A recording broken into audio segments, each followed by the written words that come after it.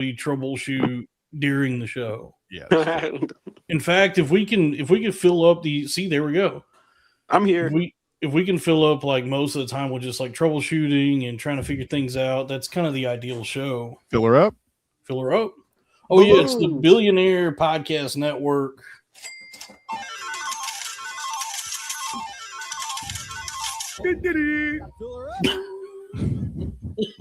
Oh, I just got the. You know what's funny about that is I couldn't, when I was looking for just like a sound grab of Carlos Mencia saying Dede, I couldn't find like a clean anything from TV. I had to get that from like a recent TikTok that somebody got with him after a show. The 21st Century Dede? Yeah, it was like a recent show he did at some casino somewhere, and he was hanging out with fans afterward, and it was somebody posted Carlos Mencia going Dede for his TikTok. Wow. Well, I'm glad he respects the fans still, and we'll play the hits. Yeah, I didn't know that, Dalton. That's wild. Yeah, I guess that's one of the things that happens when you have your career destroyed by Joe Rogan, is you kind of have to be cool with the fans after that. Yeah. If Mencia never stole any jokes, would Trump be president right now? No. Honestly, if we're doing the domino meme, butterfly effect, the domino meme of the guy setting up the dominoes. Yeah. The littlest domino is Carlos Mencia steals jokes. The big domino is Trump threatens to nuke Iran. Yeah, I like it. President Donald J. Trump in his second term. Hey, welcome everybody to the Arena of Ideas. Yes. Or Don, you want to do the full intro? Oh yeah, folks, it's the Arena of Ideas. It's Wednesday. We're on a flexible schedule. Wednesday, April 8th. It's me, the pulled pork of Georgia, the golden chocobo.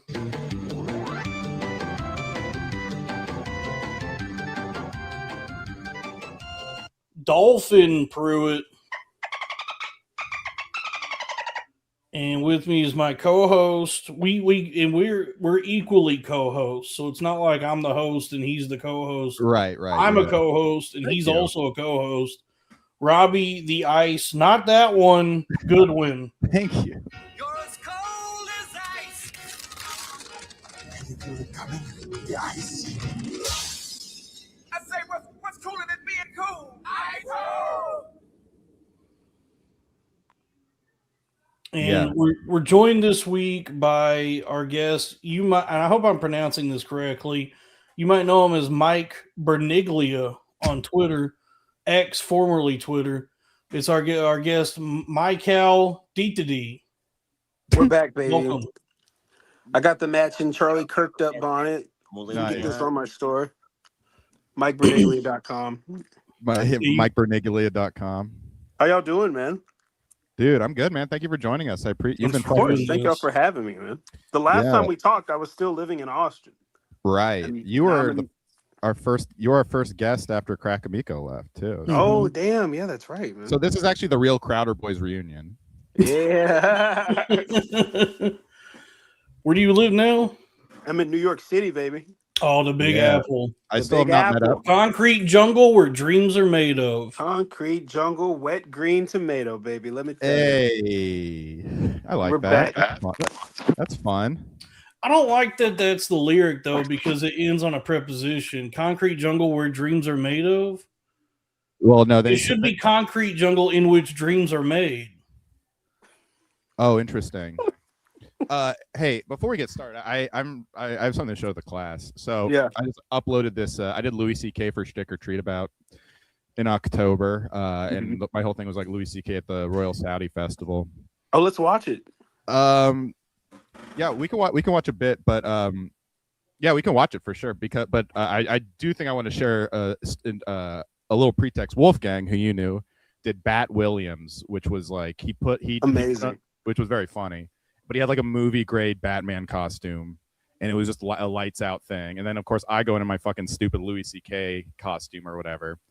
So I go up and I was like, I assumed it was just because he was killing. The audience was a little tight at first. Like I got them up over by the end, but I was like, what's going on? I thought people were find a laugh at Louis or whatever. Yeah. Turns out he was there.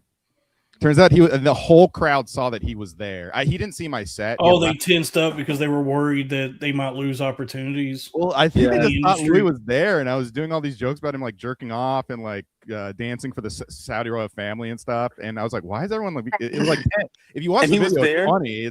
It's like. The thing is, like the video, it's like one of those also where it goes through the mic, so it almost looks like I'm actually bombing even worse. It was just kind of like a little uncomfy. Dude, you're a hero, dude. You're like that girl Kelly. Remember that lady Kelly Bachman? I don't want to be a hero. I just want to be funny. Remember that she did a show that. What did she do? But she was doing a show years ago that it turns out Harvey Weinstein was in the audience. All these comics were going on stage and nobody was mentioning it. And she was the only one that went up and was like, are you guys so desperate to have careers in the industry that you're not going to talk about the fact that Harvey Weinstein's sitting right there? No, that's sick, but here's the thing, is I'm not brave because I had no idea Louis was there. If you knew he was there, he had left, but everyone, like my mom was in the crowd and she said, oh yeah, Louis, I saw him. I was like, what? Like he was like there. He's like mingling in the crowd when everyone was like taking their seats. So I think everyone just thought, if you watch the video, but anyway, I did spend the last hour and a half making. I do want to be known as a hero, or at least like one of those comedy badasses who speaks truth to power. Yeah, and I did spend. This is still work in progress. But you're a hero like the sandwich. I wanted to preview this to. All right, Dalton, that's enough. But I, this is still work in progress. I'm still learning how to edit a video. White sauce, hot sauce. All right, Dalton. First of all, my friend. Look here, my friend. BB. Okay. Oh yeah. So it came across someone sent it to me that Mark like talked about on Tuesdays with stories. It was like, hey, a guy went up and did a Louis thing. Oh, wait, Robbie, this came across your desk? Yeah. Okay. So at first I was hurt. I wasn't really hurt, but it was like, damn, Mark, I thought you thought, because he told me as I got off stage, it was like, killed it, and then like on the show, it's like, oh, so I'm like, all right, Mark, which one is it? But yeah. So I made this video with my emotions. Problem is, a lot of people will go hard. So a guy will go up and do you know who, and then be like, and then I jerked off, and you're like, well, we probably can't put that out. No, especially because he was there like an hour before. Yeah.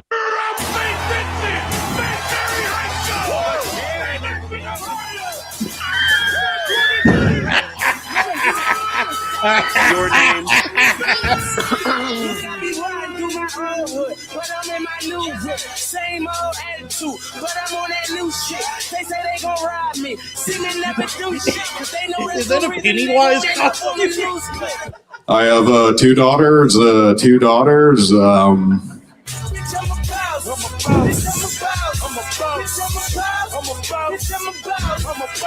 know what sucks is the real Louis C.K.'s life is much better than mine.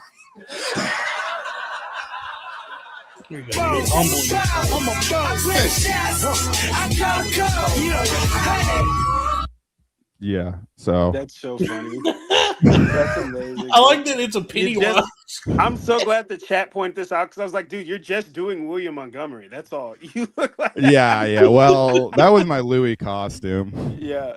And yes, so Dalton, funny. It was a leftover Pennywise. That's so funny. It's like I can use this for Louis. Duh, that's hilarious, dude. You remember the girl who was doing penis CK? Yeah, I do. Yeah, oh, yeah. Mike, I saw you tweet about that, and you're like, "Man, that was great, right?" And I was like, "Mike, you were not." Oh, it's there. Not. I'm joking. It was not great. I know you are. I know you are. The thing about the thing that got me about penis CK, like her bit of just like pulling out a dildo and jerking it off in front of people, was like, well, you're just doing the thing. Yeah, you're just simulating someone's sexual assault. Yeah, she didn't even ask. She actually didn't ask anyone in the crowd. Like Louis, who did. He did ask, apparently, according to the article. Man. Yeah, it's like if you pull out a fake cock and start jerking it off, that's not too different from a real penis. That definitely was part of like the MK Ultra 2017 woke psychosis thing. Yeah, because it's like people were trying to say that was good, and I did. I literally every time I saw it or my friend saw it. Like the review from almost everybody, including woke people, was like it was just very upsetting. Like nobody enjoyed it. It wasn't like a fun thing to watch. It was not funny at all. It wasn't. There was no escapism to it. There was no comedic value. There was no, It's like I'm just gonna jack off. You know what I was talking about with some friends last week is that if you go back and I tweeted this, But if you go back to when Louis C.K., like when those allegations came out, that was right around the same time he wrote and produced Pootie Tang. And yes. I do think there's like a non-0% chance that like when Louis asked to jack off, he was like, shit. Sarate. Y'all hoes mind if a white boy beat his dick a little? Sarate, you want Tippy Tie, you hoes trying to see a little do you mind if I sign your name on the running kind? What? He thought that he got consent because he was talking like Pootie Tang, and they go, I guess. And they go, yeah, I guess. He starts jacking off. They're like, oh, we didn't know this. Your Honor, I said Sarata. Dalton, good memory. I forgot that's how Pootie Tang talked. I haven't seen that movie. I've thought about the way Pootie Tang talks every day since 2001. How about a guy who wants to be a wigger, but the only black person he's seen is Pootie Tang? I think he's got a pretty good start. Hey, yo, Sadata is our word. Also, I'm Tom Hanks's son. Yo, if Chet Hanks started doing Pootie Tang, bro, I'd be like, oh, he's the greatest. This is one of the greatest. This is the greatest. He came close with that patois shit when he was being like, the pussy glad. He goes, white dandada, which was awesome. I was kind of all in on White Boy Summer was actually kind of a bop. I thought so too. I was like, let him have it. I'm upset that the problem was co-opted by like racist guys, and Chet Hanks had to go up and be like, White Boy Summer is not about white pride. It's just about having fun. Like having fun and fucking black chicks. He's like, please stop saying this. Please stop saying this, Sam Hyde. He like had to go. Yeah, I think that's what people can get confused about White Boy Summer is it is like very much a matter of black pride, or at least appreciation for black, at least big black asses, is from what I saw in the video. Well, that's the thing. It's like hilarious. There's like a genre of like guy online. You know, maybe I've talked about this with you, Mike, but like I feel like there's like a weird genre of like guy who does racist comedy, but like kind of talks like a wigger, or like tries to be like, I'm a wigger, but he's also like does racist shit. And it's just like, yeah, you can't be a wigger. You can't be a wigger and racist. You have to pick one. You do. You know have to Hold on, I'm frozen. Give me a second. Let it go. Let it go. But you know what I mean? Hold on, let me turn the phone this way because I think that might be better. Yeah, there we go. Whoa, that looks great. Yeah, there we go. Y'all got y'all shit going. I gotta get a new Macintosh. Please do some super chat so I can get a new Macintosh. Because Dalton's more used to getting a new mac and cheese. Okay. I don't know. I still just buy the 50-cent box with the powder. Right. So you don't get new ones. Oh, well, that's misinformation on my part. I guess I get new ones whenever I go to the store and stock up on mac and cheese. Type shit. I get it. Well, actually, what I do is I get the ones with the powder. I like to do the powder, and then I'll add some shredded cheese to it. Ooh. How's that? That's going? amazing. I get the best of both worlds. I get the shitty powder, and I get real cheese. Wow, Dalton, things are really moving up for you. Yeah, thank you, Hal and Kenny Rogers, for the $1. When you where you been getting up at lately, Robbie? I've been doing a lot of like the roast stuff. I went to Zoe Levy, who's a good friend of mine, had me feature her in the middle of like Pennsylvania at a brewery. Oh, and I was like, this is great. She's like, oh, do you want to come like host for me? And I was like, yeah, this is awesome. This was very easy and all that. I had to go host. It was a similar thing. It was in wineries, but like, dude, hosting that shit is so much harder than featuring. Because it's like, I realized like, I went from like having an ego to being like, oh, I have no idea how to fucking hosting sucks, dude. Yeah. Especially when it's like a bunch of like, you know, nice people, but like older people in like the middle of like Pennsylvania or whatever. It's like, or Virginia. I'm just like, you're eating shit. God. It's like, they're not going to like. Yeah, you have to do the most work and you get paid the least if you get paid at all. And you also have the worst set usually, which is like, whichever they get mad if you have a good set because it's like you're supposed to provide like a layup for the feature and the headliner. Mm-hmm. So if you do good, then you put the feature act behind the 8 ball. Mm-hmm. You can't do any no crowd work, no amount of anything, man. Just straight up like get your ass out there and do your little bullshit. That was what they would tell me when I would do those MC gigs at Hyenas in Dallas. Well, my only move is fucking not as much crowd work, but just kind of like riffing on the room and the people. But when that dies, I got nothing because honestly, I need more like universal material. All my shit's like, you guys seen this movie? You talk about the Mummy, the Creature from Black Lagoon. Yeah, literally. I literally do Universal Monsters material. Yeah. Robbie, I think I saw you the last. I don't know what kind of comic you are now because the last time I saw you do a set was like 4 years ago, bro. Now that I think about it. Oh, where was that? Was that at Skankfest? That was at Skankfest, yeah. Oh, cool. Yeah, that was at Skankfest. I'm a failed comedian. You quit? You don't do comedy no more, dog? I thank you, Hal and Kenny Rogers, for the 99 cents. I just had a bunch of health problems I'm like recovering from. Yeah. Still, or I don't know what's going on, but like I guess the plan is whenever. Luckily, Dalton AIDS is not a death sentence anymore. Thank you. Mm-hmm. It's not with Truvada or whatever it's called. Darth Vader. Yeah, I take a cocktail of Darth Vader every day to stay alive. No, I mean I guess the plan is build myself back up and then hit the stage, get those reps in. But also I do hate it. I hate the grind of it. It's like I don't ever want to fucking do an open mic again. Yeah. Well, that shit is really tough. It's like if I could do this, if I could garner something with this and then parlay this into something else, that's kind of the thing. But that's how people do it now. Like no one makes their way up through like except for girls. But there's some people because like in Dallas, I remember when Ralph Barbosa first started doing open mics. He did it that way. He's a sacred comedian. It does happen. I'm just saying. I just see it a lot more that people build their followings online and then Hannah Berner has never done an open mic. I don't think Mike, she does the woman on the street. Yeah. What'd you ask, Robbie? Where you been getting up? How you been liking New York?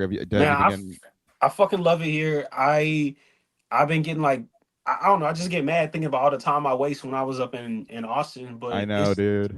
It's been very chill, bro. I love it. I'm getting in at good spots. I'm in at Barbershop lets me go up. Sesh lets me go up. Top Secret. Those are great shows. You're good. Those are great shows. Have you done the Red Lobster? Yeah. No, I ain't been there yet. I'm not kidding. If you go up to Harlem, there's a Red Lobster that has it's hosted by like a pastor. A preacher or something. He wears like a velvet vest, like a purple vest. That's some wild shit, bro. And it's I think it's probably just an open mic. I don't know if they do shows, but you could do. It's fun. I like doing I do Tiny Cupboard too. Usually get like a spot there a week. I'm trying to mix it up. I'm trying to make sure I get like at least one spot a week everywhere, and I'm trying to figure out the mic situation because there's some interesting mics around here. It's a fucking pain in the ass. What are your first impressions? Because I kind of need to, I think, zoom out a little bit because you get wrapped up into it. I came here. I did it the right way though, because like I came here with so many connections. I don't have to I'm not starting from the bottom. You know what I'm saying? Like, well, now you're here. Yeah, I'm here. Like I'm here. I'm gonna release a Drake song called "Didn't Start from the Bottom, but I'm Here Anyway." Started from modest beginnings. Right. Started from the middle act. Yeah, Drake wrote that song. Started from the bottom. I was like, bro, you had healthcare growing up. That's not the bottom. No, that was actually one of my like first stand-up jokes. Was like, started from the bottom. Drake, you're on Degrassi. That's not the bottom. Oh, he wasn't getting paid as shit. Something like that. I forgot. That shit crazy. Did you hear how little they were getting paid? Because that shit was on like public Canada radio. CTV. Drake was Drake was co-workers with Ryan Long. That's so crazy, bro. Probably more than I was getting paid working at Subway at that age. They had them kids walking the set. That shit funny. Yeah, but no, sorry. It's so great being here, bro. From Hal and Kenny Rogers, unlimited shrimp enjoyer. All right, come on, type shit. Be on your P's and Q's. So what were you saying? That's great that you started. I had like a couple people, but like I kind of feel like I actually came in pretty hot and I did, and I was doing really well, and then COVID hit, and then it felt like I was starting over. Damn. And then I just kind of didn't have like that like. No, Robbie, COVID was good for us. We benefited. Yeah, but like.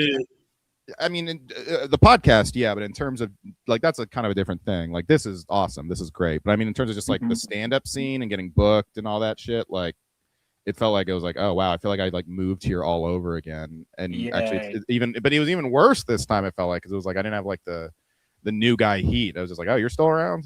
You need to free your mind from stand-up and say this is bullshit. Yeah, and then focus on some other stuff. Yeah.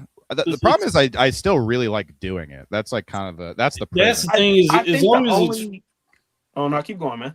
It's only good as long as it's like a fun thing. Yeah. It starts to feel like a pain in the ass when you start thinking to yourself, man, I think I want to kill myself. Yeah. Then it's like maybe I should focus on other things, because like this, like, you know, making it into a career that's all well and good, but I think the only way you gonna make it in stand-up is if you genuinely like, you gotta love doing this shit, because nothing makes sense in this business, bro. Yeah, nothing makes sense. Danish McBull, it only works at 2 clubs regularly in this city. He's fucking hilarious, man. I love watching him go up. The two clubs that book him are Tiny Cupboard and then the Comedy Cellar. Right. It's far and few in between. You know what I'm saying? Like, that's funny. Yeah. It's like, insane. You know what I'm saying? And I'm not shit talking anything, but those are the 2 premier clubs in the city. That is true. So it's just like I like cupboard in a cellar. You never really What's know. Next to Schifferobe? Okay, Dalton. No, I do enjoy the Tiny Penis. It's a good spot. They put me up now and then. I have to like email them or something now. I just always thought. I mean, I've had a lot more peace with stand up since I realized like the reason I do it is because like when I have a good set, I just feel good the whole next day. Yeah, and I'm like, I just need to like, it's like kind of going to the gym, and you know, and even if it like, it is a bummer though, because I never thought I would be, because I get this a lot, like people are like, wow, you're like underrated, or like, why hasn't anything happened for you? Like people like say that to me all the time. And I'm like, wow, when I was starting, I never thought I would be that guy, like the older guy that everyone's like, why did anything happen for him? It's good. It's good when you have to face reality. Then that's where you can really begin to evolve. But then also, like, the thing about stand-up is that you either pop when you're 20 or you pop when you're 40. Right. There's no in between, bro. There's really no in between. You're either in this and then you are savant, or you just had a clip go viral, or whatever it is. Yeah. Or my name is Savant the Comedian. Yeah. Or you put your dues in, and then by the time you finally got something, right, people were fucking with you. There's no, and I think that's hard. A lot of people don't like know that outside of the business. But if you in the business, you should know that shit by now. Yeah. If you don't love it and you're not willing to stick with this shit till you turn like 35, 38. This not the shit for you, bro. Yeah. That's the thing. It's like an abusive girlfriend that I love. I'm just like, I just keep going back because I'm like, I don't know nothing else. Yeah. And I love you. I like doing stuff on the internet, man. More people show up and making money. Because it also has this look. When the Year of the Fire Horse first dropped, I was booked almost every night. I felt great. I felt amazing, and things have been kind of slowing down lately, but that's okay. Well, Robbie, Saturn returning Pisces ended. Now Saturn returning Aries, and you know, Mercury just left retrograde. There's a lot of, you know, stars are shifting. They're moving. We put a man on the moon. But I have been putting most of my like mental energy into this lately too. So stand-up's kind of like, stand-up you really have to like, you can really just only do stand-up if you want to get ahead at stand-up. But so I'm kind of like, you know, I can't be too woe is me. It's because I'm not putting my full pussy into it, you know? Yeah, you got to put the full pussy in there, bro. Yeah, I think I just got sick of like I think I just had more of a stomach for like the hanging out and schmoozing aspect. I have a big stomach. Yeah, Dalton, definitely you have the stomach for it. For sure. I have a big stomach. Yeah, it's getting smaller though. I've been walking a lot. Right. Yeah, that's good. Come back to New York. We got some walking for you. That's the plan. I mean, that's what I'm trying. When crypto picks back up, you know. Some people say I'm walking here. A lot of people say that. They do say, a lot of people do say. Wait, no, I've never heard that before. You think it's surprising when you get there how many people are walking there, and they let you know. Yeah. Dude, I get pissed off. I get pissed off when I'm walking here, and then someone's infringes on me walking here. You know what I like? Dude, I almost got fucking creamed by a taxi cab one time. Pause. Dude, I just was not paying attention in this cab. crazy. I was inches away from this thing slamming into me. Right. And I did not say I'm walking here. I said, "Oh my God, I'm so sorry. Please don't be mad at me." Yeah, I was just in New Orleans this weekend with some friends who didn't live here, and they were like so afraid of crossing the street. And that is a nice thing about New York is like I'm so not afraid of crossing the street no more. I'm like, we have the right of way. Well, it depends on the city you're in, because New York definitely, but other cities, there's definitely a hierarchy that you have to respect. Otherwise, you will die. In LA, they do give you a ticket for jaywalking, or you get approached by Jay Leno doing jaywalking. And then you get asked who was the 16th president. Right. I'm like, I don't fucking know. And he's like, what a fucking retard you are. You're such a fucking idiot. I'm a smart guy and you're a dumb guy. This is a good content. It's funny, like Fox News does jaywalking now. Like some of their programs, they like do like that basically. They'll be like, we went to spring break and asked what bill Andrew Jackson passed. It's funny how much of the internet is just different variations of jaywalking. Just wow, that's a good point. Yeah. People just going up to people and harassing them. I mean, that's how Hawk Tua was birthed. Yeah, it was from shout out to Hawk Tua, bro. Yeah, we miss her every day. I do. I think about it sometimes. I'm trying to bring her back. Yeah, I feel like we're gonna get together still. I have hope. You know what I'm saying? Like when she get real washed up, she'll give me a chance. Yeah. Oh, I like that. You're waiting to buy the dip. Yep. Yeah, I guess we're all gonna buy the dip on Hawk Tua. Do not buy the dip on her meme coin. That's never coming back. That's not going back up. Oh, speaking of hot girls that I would beat off to, did you guys see that Margaret Qualley got breast implants? I thought they just gave her fake tits for that video. Like no, I think she actually did get breast implants, which the whole kit and caboodle. Someone tweeted, and this was very funny. After the substance, she got implants, and fucking the other girl went on Ozempic. It's just like completely defeat. It's like completely defeat the purpose. Oh, I mean that's big now. Like all the Hollywood ladies now that Ozempic exists are back to weighing like 70 pounds. Yeah, I didn't think that's so crazy to me because I didn't think people still got implants like that. That seems like a very, very like early 2000s kind of thing where people were just like getting huge tits and stuff. Well, Margaret didn't get huge tits. She got like very tasteful, like B or C cups. For her frame, she got shapely tits. I'm looking these up right now. That's big in the BPD community, I think. I mean, I thought she looked great with just the small titties. I did like the small titties, and I was bummed when I heard she got implants, but then I saw her in the implants, and I was like, this is actually very hot, and I will beat off to this later. Yeah, is that somebody's daughter? Yeah, it's she's a Nepo. Yeah. Oh, it's so funny though. She's with Jack Antonoff or whatever his name is, and all these, they're always Swift? Like, whatever. Yeah, so they're He's married. got crazy range because he dated Lena Dunham and Margaret Qualley. That's crazy. Oh, yeah. I think Lena Dunham is one of the ugliest people I've ever seen in my entire life. Yeah, she kind of had like reverse Kevin James thing where people thought like, I don't know. Why the fuck did he date Lena Dunham? That's actually kind of crazy. That's so crazy. Because she's also it's all just like royalty. So because Lena Dunham is a rich kid. Yeah, true. So it's just it's the same as any like royal families where we're watching these people try to figure out which houses to unite. True. Yeah. I do think it's funny that she got fat and moved. She moved to in England. The town that she moved to is called Wales. Is that a town? I thought that was like. Oh yeah, that's where she lives. She lives in Wales. Lives in Wales. That's crazy. I'm not gonna make a low effort joke on her getting fat, but like to me, the delta between what she looks like fat now and the delta between like and what she looked like before is the same. You know what I'm saying? No, she looks a lot worse. I mean, with her, it's more of a pyramid. I thought she was. I thought she had like an interesting look on girls, even. And now she's like, is crazy. I saw her last movie that was at Sundance, and I watched it, and oh my god, it was kind of sad because she cast herself as a pregnant woman, but she's not even pregnant. It was just because she's really fat. Damn. At least she's like self-aware and she's she has a Ricky Gervais thing. I was telling Nick this, but like Girls is a good show. Real?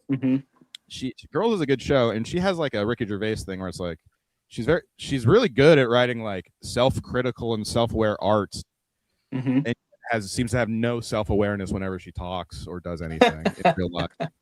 I mean, Kanye is like that too. Actually, honestly. I was just about to say that's kind of the Kanye thing. Is it's all channeled through their like work, but they seem to not like they're not able to hold on to it for real. That's fascinating. I wonder why that is. I don't know. You have to think about that. Who's your favorite? Like, do you have like a favorite celebrity you think you got like a parasocial relationship with, or like someone like a celebrity you think like, hey, if we ever met, I know we would vibe. You know what I'm saying? Oh, Jim Brewer. Jim Brewer. Yeah, of course. Sandler, dude. Sandler is like dreamed I was friends with Sandler when I was like a kid, probably, or at least all those guys. Oh, The Lonely Island has got to be my like when I was like these guys rule. I'm also from the Bay Area.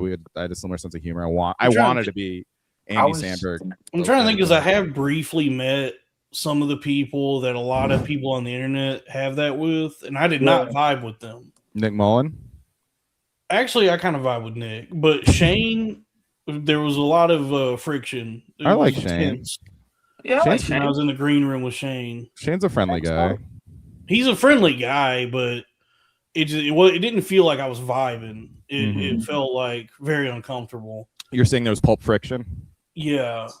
Maybe you guys were like the unstoppable Chud meets the immovable incel, yeah. Oh, I said Foy. Yeah, I've been saying.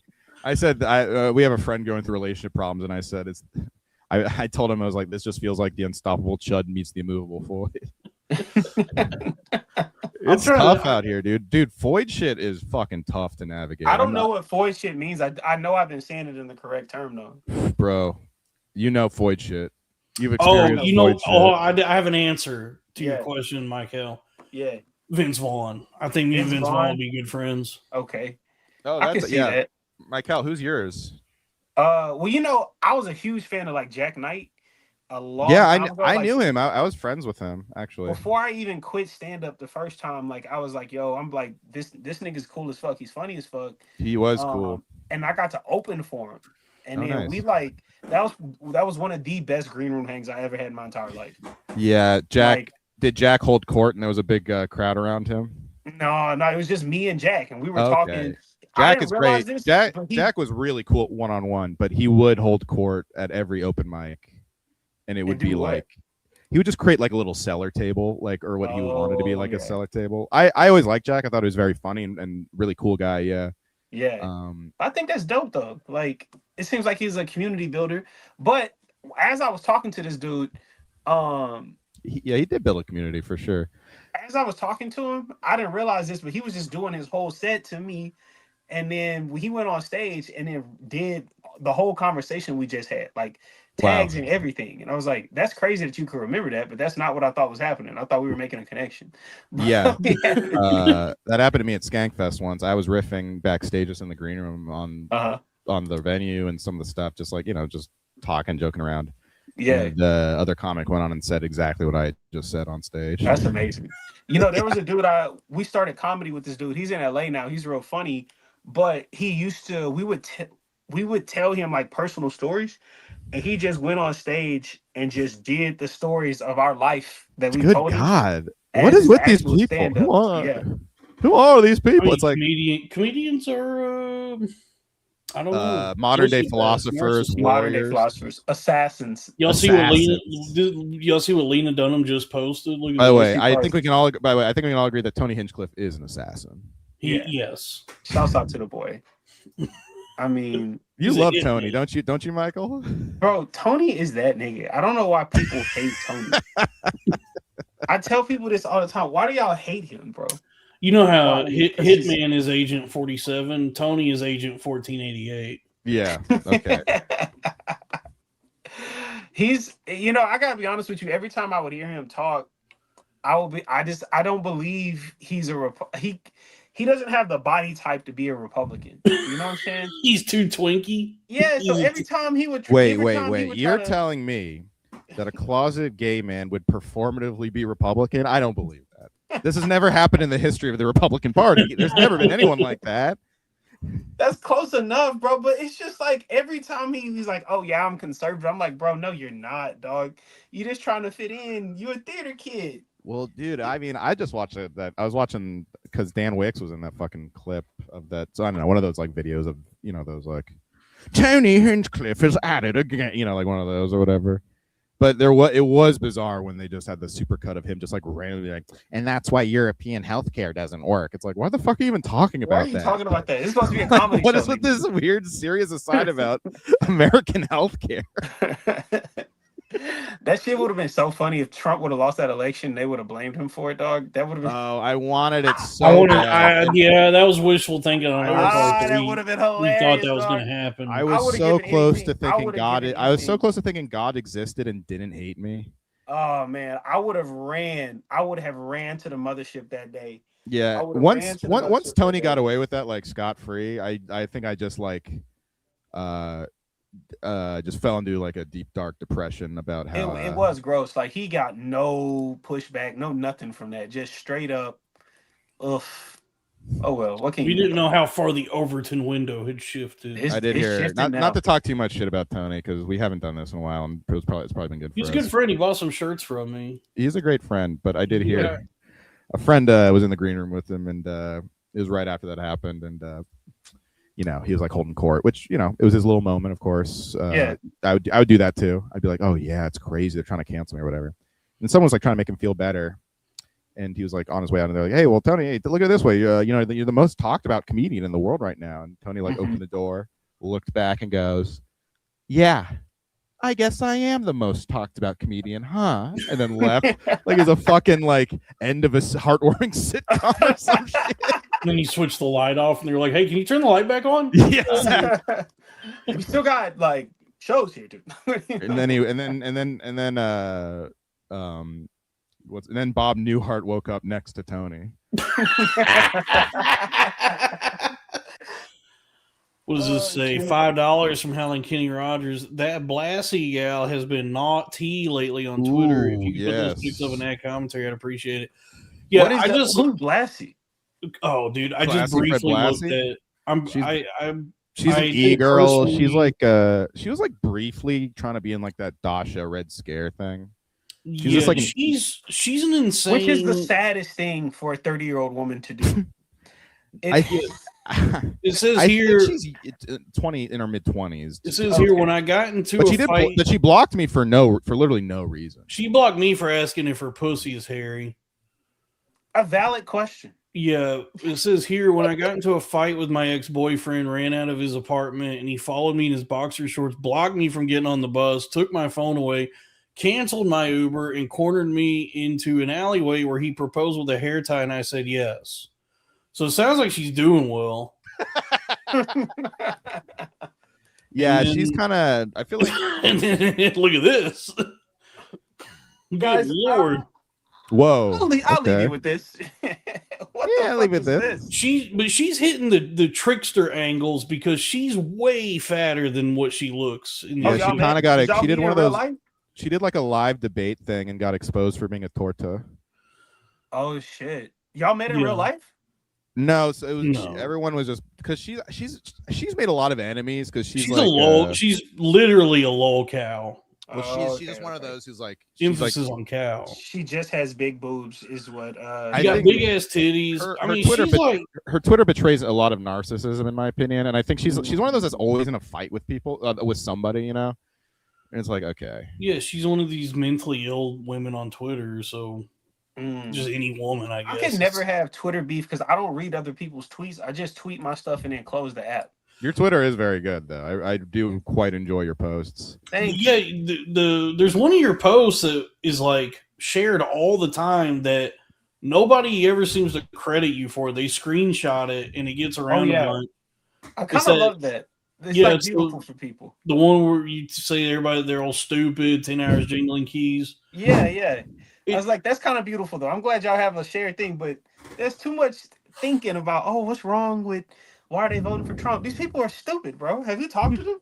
Yes. We did want to bring him on the show because though I do personally, I think we're very aligned politically, but I do want to object to we here on the show, we really appreciate and love jingling keys. We think it's a great form of We do like entertainment, and there's nothing wrong with jingling keys. That was an insult to jingling keys to compare it to voting for Trump. Please do not disparage how much fun it is to watch jingling keys. You know what's really crazy is that I understand, like, I'll never get mad at people who vote for Trump. And like I totally understand somebody who votes for Trump. Like, I get it. You know what I'm saying? Oh, What I don't understand are people who voted for RFK. That shit will never make sense in my head. I kind of get that a little more because it's all, I think the people who voted for RFK were almost just like, I don't want to vote for either of these people, so I'm just gonna like fucking give it to the it's almost like a protest. Like, I don't like the options. Yeah. I know people who didn't vote for Trump the first 2 times and like hated him, but then this time they're like, maybe I don't hate him. Maybe I actually love him. Yeah, I met a lot of people like that who are just like, I hated him, and then now I'm with it. I'm like, one of my good friends in 2016, he changed his affiliation from Republican Independent because he hated Trump so much. And then I think a lot of this time he was like, actually, I love him now, and we need to stop the do nothing Dems. I think a lot of that came from the fact that Biden so obviously was like in mental decline, like he was old and his brain was failing. Yeah. And then they didn't primary anybody. They just were like, well, the nominee is Kamala. So I think people felt betrayed. I really don't think that the people I'm thinking of would never ever vote for a Democrat, no matter who it was, basically. Sure, but I think even I think it's honestly like a lot of lifelong Republicans were hated Trump for a while, but then Trump just became the Republican Party, and then they're like, I you know what, I can't not be a Republican for this fucking long. And I get it. It's like an identity to a lot of people. So, you know. An identity. Yeah. $2 from Drew Huntley. But it's just so fucked up that Trump has been the Republican Party for like a decade now. I just think that's fucked up. Did you abandon a dog? There are kids who don't understand that, like, before this, you would go months. You go like months. And I forget, Obama was the first black president. And there would be months where I would just forget he even was alive. Dude, you know that's when Biden won. That was my favorite part. I didn't think about him every day. I thought about him like once every 4 days. They'd be like, "Oh, he's declining mentally." I'm like, "But he's not doing anything." Yeah, I'm like, you know what I'm saying? Yeah, I'm gonna watch the Warriors win the NBA championship and not think about the president today. I think that was nice. But now it's like everything. You're not supposed to be worried about like, oh, he's gonna drop a bomb on people. That's not normal, nigga. But oh well. Yeah, it's also not normal for the president to say we're gonna eradicate an entire group of people. Yeah, that was like, and nobody gives a fuck. That's what I mean. And nobody cares. And that's why I'm like kind of that's why I'm kind of like I muted Trump. I'm just like, I don't even like, I used to be such a political junkie. I used to listen to fucking. You guys knew exactly what. Let's go. Come on, get in. Let's go. Blah. They came one right after another. Oh, he's talking about getting fucked in the booty. They don't want to come at the same time. They had to come right after each other. They didn't have any room. That's crazy, bro.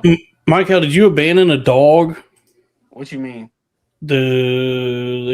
Drew paid money to ask if did you abandon a dog? They didn't abandon a dog. No, I don't know what he means. I don't know. Okay. I'm confused.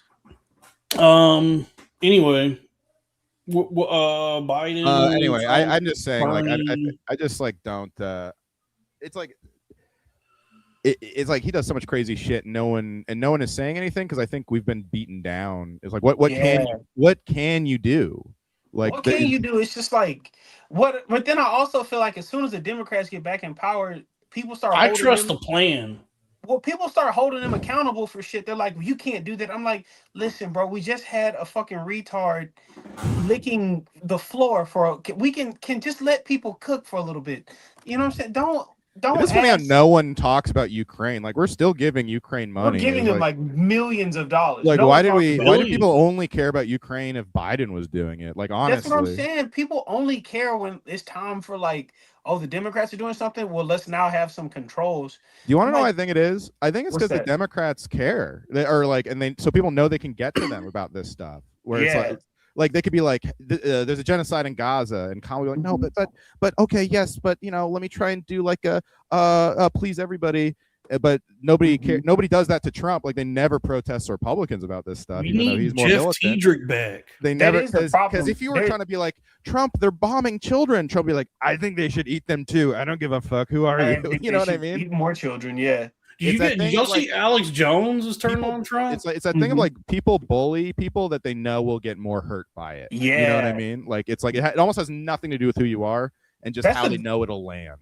That's true. That's the biggest reason why AOC can't be president, because she's so susceptible to people yelling at her. Absolutely. That's the thing. That's like even Bernie, when like those psychos stormed the stage and he would like he just like Trump like stood out. It's like, dude, you stand up to these people. Like, don't be held hostage by the activist wing. That's why people hate the Democrats. Yeah, they don't ever be like, hey, shut the fuck up. We running this You're shit. seeing obvious psychos scream at you, and you're not saying, get the fuck off my stage. I mean, it's obvious like, the only option. Yes, it's time to listen and to learn to these mentally ill people.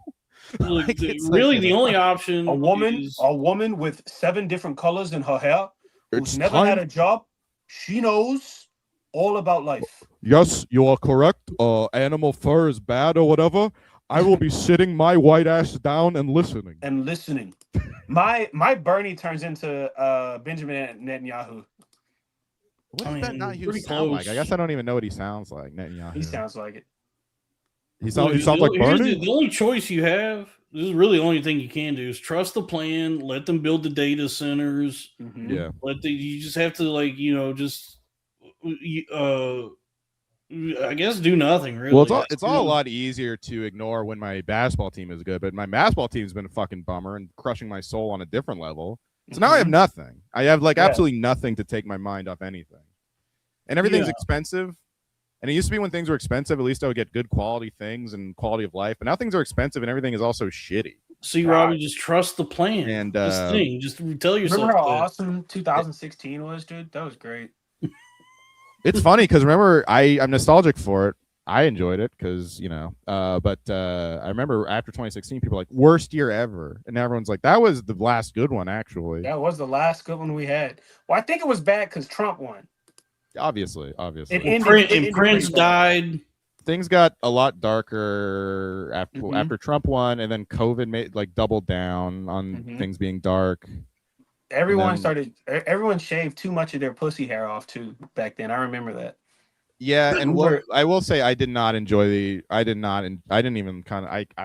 was completely repulsed by the Democrats or the activist fucking way. Like during the peak woke stuff. As stupid as like the Rogan people are and like the overcorrection, I think that's fucking stupid too.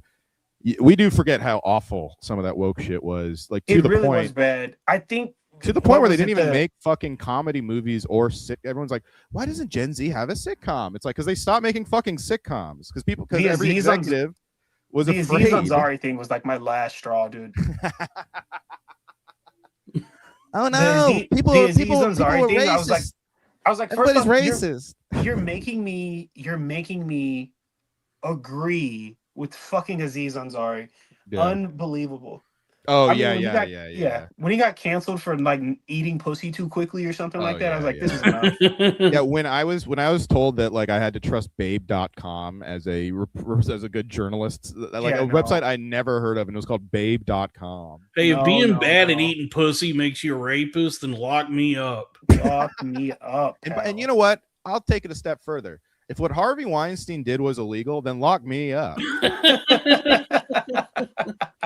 If raping girls is wrong, then I don't want to be right. All right. Well, I clip that. I don't know about that one, but I was with you at first. We're just doing some locker room talk here. This is classic. We're on a bus with Billy Bush, just doing some locker room talk. I guess so Louis funny he did all that with. It's so funny that he was trying to impress Billy Bush. Is that not hilarious? That's what's funny about Trump is how often he's just trying to impress other people in the room, or at least he used to. He wants to impress everybody. And they're never like the coolest people. He's like, oh yeah, let me try to impress Billy Bush. I think my aunt said that she was once at a party that Trump was at, and he was just like, it was way before, and he was just kind of like in the corner, standing around, like kind of like trying to look and like look like he wanted to talk to people and wanted people to like him, and like you could tell, which actually I did find very relatable. But still, it's like crazy that he was probably the richest, most powerful guy in the room, just like kind of looking around like, can someone please like me? Hey, you guys ever seen this? And he just like starts juggling or something like that. Yeah. You guys wanna play a board game? Anybody want to play a board game? I wrote The Art of the Deal. It's just like, I'll bet that's how he talks to people. He probably just talks exactly like his like speeches. Yeah, he starts listing his like accomplishments. He just Yeah. reads his resume. Yeah, I have heard that is actually what he does. Like that's his like icebreaker. Is like, we've done so many amazing things for the country, and it's like, yeah, hey, nice to meet you. If you know the pussy there is to see, everyone. If you could, what's wrong with the guy, dude? He's sick. He's sick. That's what's wrong with him. You know? Donald Trump. Is Trump sick? People said he was in the fucking hospital last week, and I've been monitoring sick, this. Like sick. It's like that's a cool thing he did. Yeah, I've been monitoring the situation. I just want to let you guys know. Trump looks like when he has sex with Melania, and he comes, he goes pew pew pew. He just seems like a really free spirit guy. You know what I mean? I'm just exhausted with all this. Do you think Trump? What is the Trump and Melania relationship now? Oh, he definitely like rapes her like at least once a week to establish dominance. He definitely comes in. He's like, well, and then I don't know. It's raping time. Go gadget, rape Melania. Yeah. James Austin Jones won't make that sketch on SNL. They won't let him. What a coward. Hey, Judge, Shrimp Judge. You coward. If you really wanted to do some biting satire, you do a sketch where Trump rapes his wife. Trump rapes his wife, but also open for you. But also from New York. But he's also. But he's also Ashley Inspector. Padilla, come on. He's Inspector Gadget too. He's also Inspector Gadget. That's the joke, is that he's not just raping his wife; he's raping his wife as Inspector Gadget. Go Gadget, penis. Go Gadget, rape my wife. That's Go Gadget, shut the fuck up. Go Gadget, fuck. Go Gadget, stop rape screaming. Stop screaming. Inspector Rapist. Go Gadget, who's going to believe you? Go Gadget, what was she wearing? It's so funny. I fucked her pussy. Here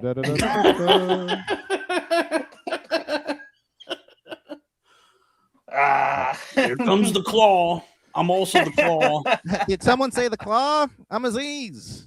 I did the claw. Or you did the claw. Or whatever. It was funny to make fun of him for that, just because he was just so Indian about everything. That's what was funny about that whole article, where he didn't even do anything bad. Her account, which is a biased account, was just like, we went to his room and he kept like dry humping me and like pleading for pussy or whatever. Just like, oh yeah, I mean, there was a lot of overreach in that time because there were casualties like Aziz. Chris Hardwick was that was not fair. Hardwick did get LeBron was his only lifeline, and I don't even think the Hardwick one. What was Hardwick? What did he do? The Hardwick one pisses me off because he was never named. It's just that the article described to a T Chris Hardwick, but he was never actually named in it. Right. He still she said that she said like an unnamed celebrity would have sex with her without consent, and when he came would go points. No. She wrote like basically accused him of being like a bad boyfriend and like being emotionally. It was obvious that this bitch was jilted because he was dating that lady and then he left her to go marry the heir to the Hearst news fortune. But the thing that killed him was all of his Hollywood friends like Jonah Ray and all these people like immediately threw him under the bus because it was like peak MeToo or whatever. Yeah. And there was no room. And look, to be fair, I will say there had to be some casualties because we couldn't keep having. There has to be some of us in the wreckage, Chris Hardwick. Points you. We couldn't have a world where like Cosby was just getting away with all the stuff he was doing. So like, yes, I agree. There had to be like some type of reckoning. But I think what happened was we did a full year of that, and at the end, when Aziz is like, "Yo, you sniffed my neck a little too weirdly. I'm like, what do you want him to do, dude? He's a Right. 5'6" Indian guy that probably never got laid in his life until he started doing stand up. I think the problem it was just too much at once. It was like, me too. Look, it's obviously like, yeah, we should probably get like the pedophiles out of there. Like Dan Schneider, that's crazy. He actually held on throughout almost the whole Me Too movement, but then they got him out of there like a buzzer beater, basically. Who's that? The Nickelodeon guy. Oh yeah. Oh, he what he did was pretty rude. Yeah. Well, they didn't really get him on much, and then that On the Set documentary came out, and then there wasn't actually anything, but it was like a bunch of smoke. Like it was, I mean, and it was so much smoke, dude. The guy just looks like a pedophile too. And then finally, Lori Beth Denberg from All That was like, yeah, he was just like, he was just like show me porn in his office, and it was like, all right, they got him. They fucking got him, boys. That's crazy that the least fuckable one was the one who got him. And allegedly, he did wait till she was 18, which, you know, that's even worse, too. According Anytime to I hear about that Gino, kind of stuff, according to Chris like, D'Elia, D'Elia's law says that he's in the clear. D'Elia's law. But anytime I hear about is that kind of stuff where someone's like, you can't take away. You can't take away Louis C.K. and Kanye, and also not give any new things for men to enjoy. You can't do both. You know what I mean? Yeah, we're just gonna watch Steven Universe. Like, have you been? I think it was like, how is Kanye uncanceled? Because there's nothing new as good. Nothing new has been as good, and like the entire all of Hollywood focused on like catering to women for like literally a decade. And look now, there's no comedy. That's a great take, dude. That's a great take. Don't talk ish on Dr. Cosby. He's innocent. Thank you. Yeah, because like honestly, that is a big reason why I think Trump did get reelected, was just how much the Democrats ignored all dudes. It felt like such a gendered election. I did, look, the fucking chat's gonna hate me for this, but I volunteered for Joe Brandon, and then I tried to like stay on with Kamala, and they basically like said thanks but no thanks because they want to do a little girls trip thing without me, and I was like, you guys need me. You need. It's like they're not like, okay, because the volunteering thing was like we were all gonna go to the middle of Pennsylvania and just like knock on doors or like put up posters or whatever, and there was gonna be like an Airbnb or whatever, and literally they like kicked me out once Kamala like got the nomination instead of Brandon, and I was just like, because you guys, because they were riding so high, they got such an influx of volunteers, and then I saw the Instagram and it was like, of course it was like a girls trip or whatever, and I'm like, and when Trump was about to get, I thought Kamala was going to win. I definitely was in my little lib bubble, but I did have like a little sneaking suspicion as I was on the train to my mom's house to watch the election. I was just like, I'm a little worried that Kamala hasn't done anything to try and get me or my friends vote, like at all. Yeah. And that's when I kind of was like, oh. When I think back on those years, especially because I was like going to a bunch of like libtarded places, you know, like kind of open mics and right. Lauren Davis's apartment. I was living with Lauren, yeah. But it's when I think back on that, and like that could be a sitcom name, Dalton. Do what? Living with Lauren. That's a good name for your autobiography. Living with Lauren. Yeah, that's a great name for my fucking manifesto for when I finally snap. You'll see you know that's the motive.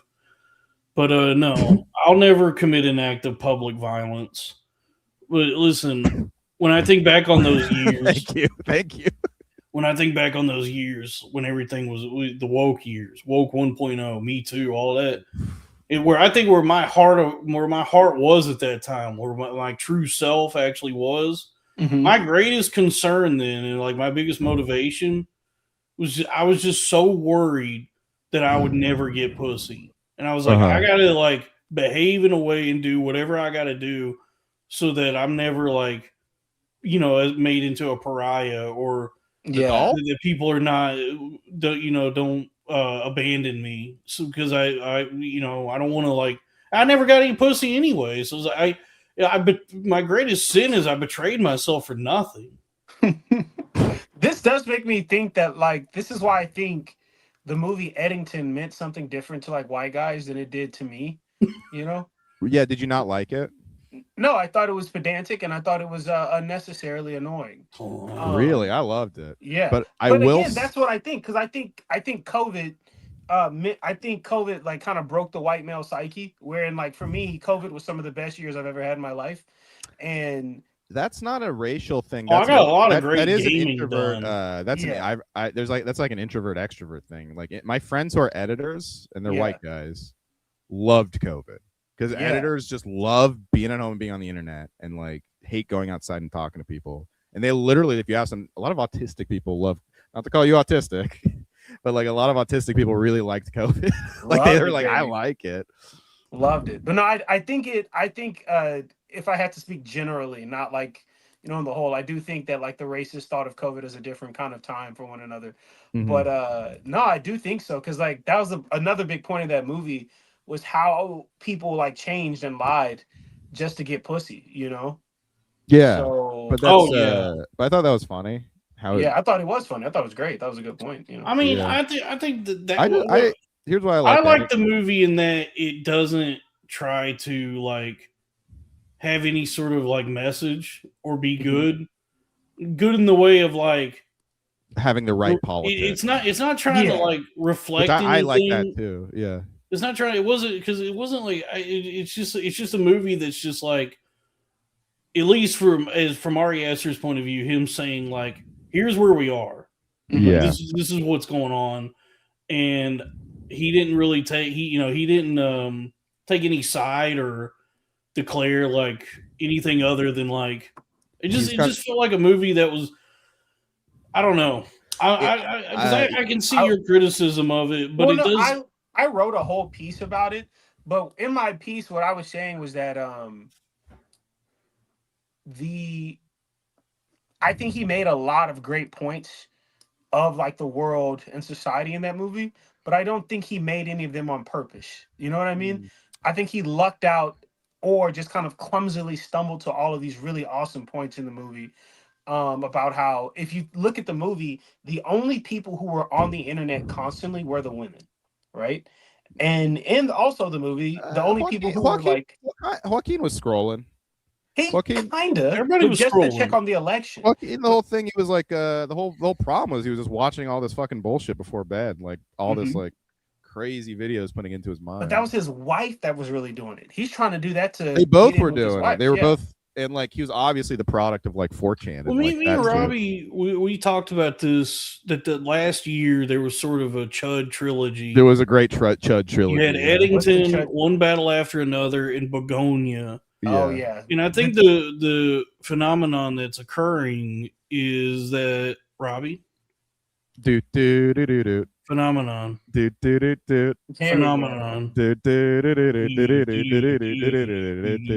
you for inviting me, because I could tell you were making a point. I didn't want to interrupt because I didn't want to hear it, but I think the phenomenon that's occurring is that in I hate to invoke this but it's one of the only few books I've ever read, but it's the sort of hyper reality that Baudrillard talks about. Maybe if I feel like I'm too stupid to even try and figure out what I'm trying to say here. But where it's like reality itself is becoming so exaggerated and so like absurd that there's no longer sign or signifier, that if the purpose of a movie or a TV show or any sort of like creative expression is to reflect reality, how do you do that when reality itself is like absurd the way it is? Like the reality is already the fiction in which we inhabit.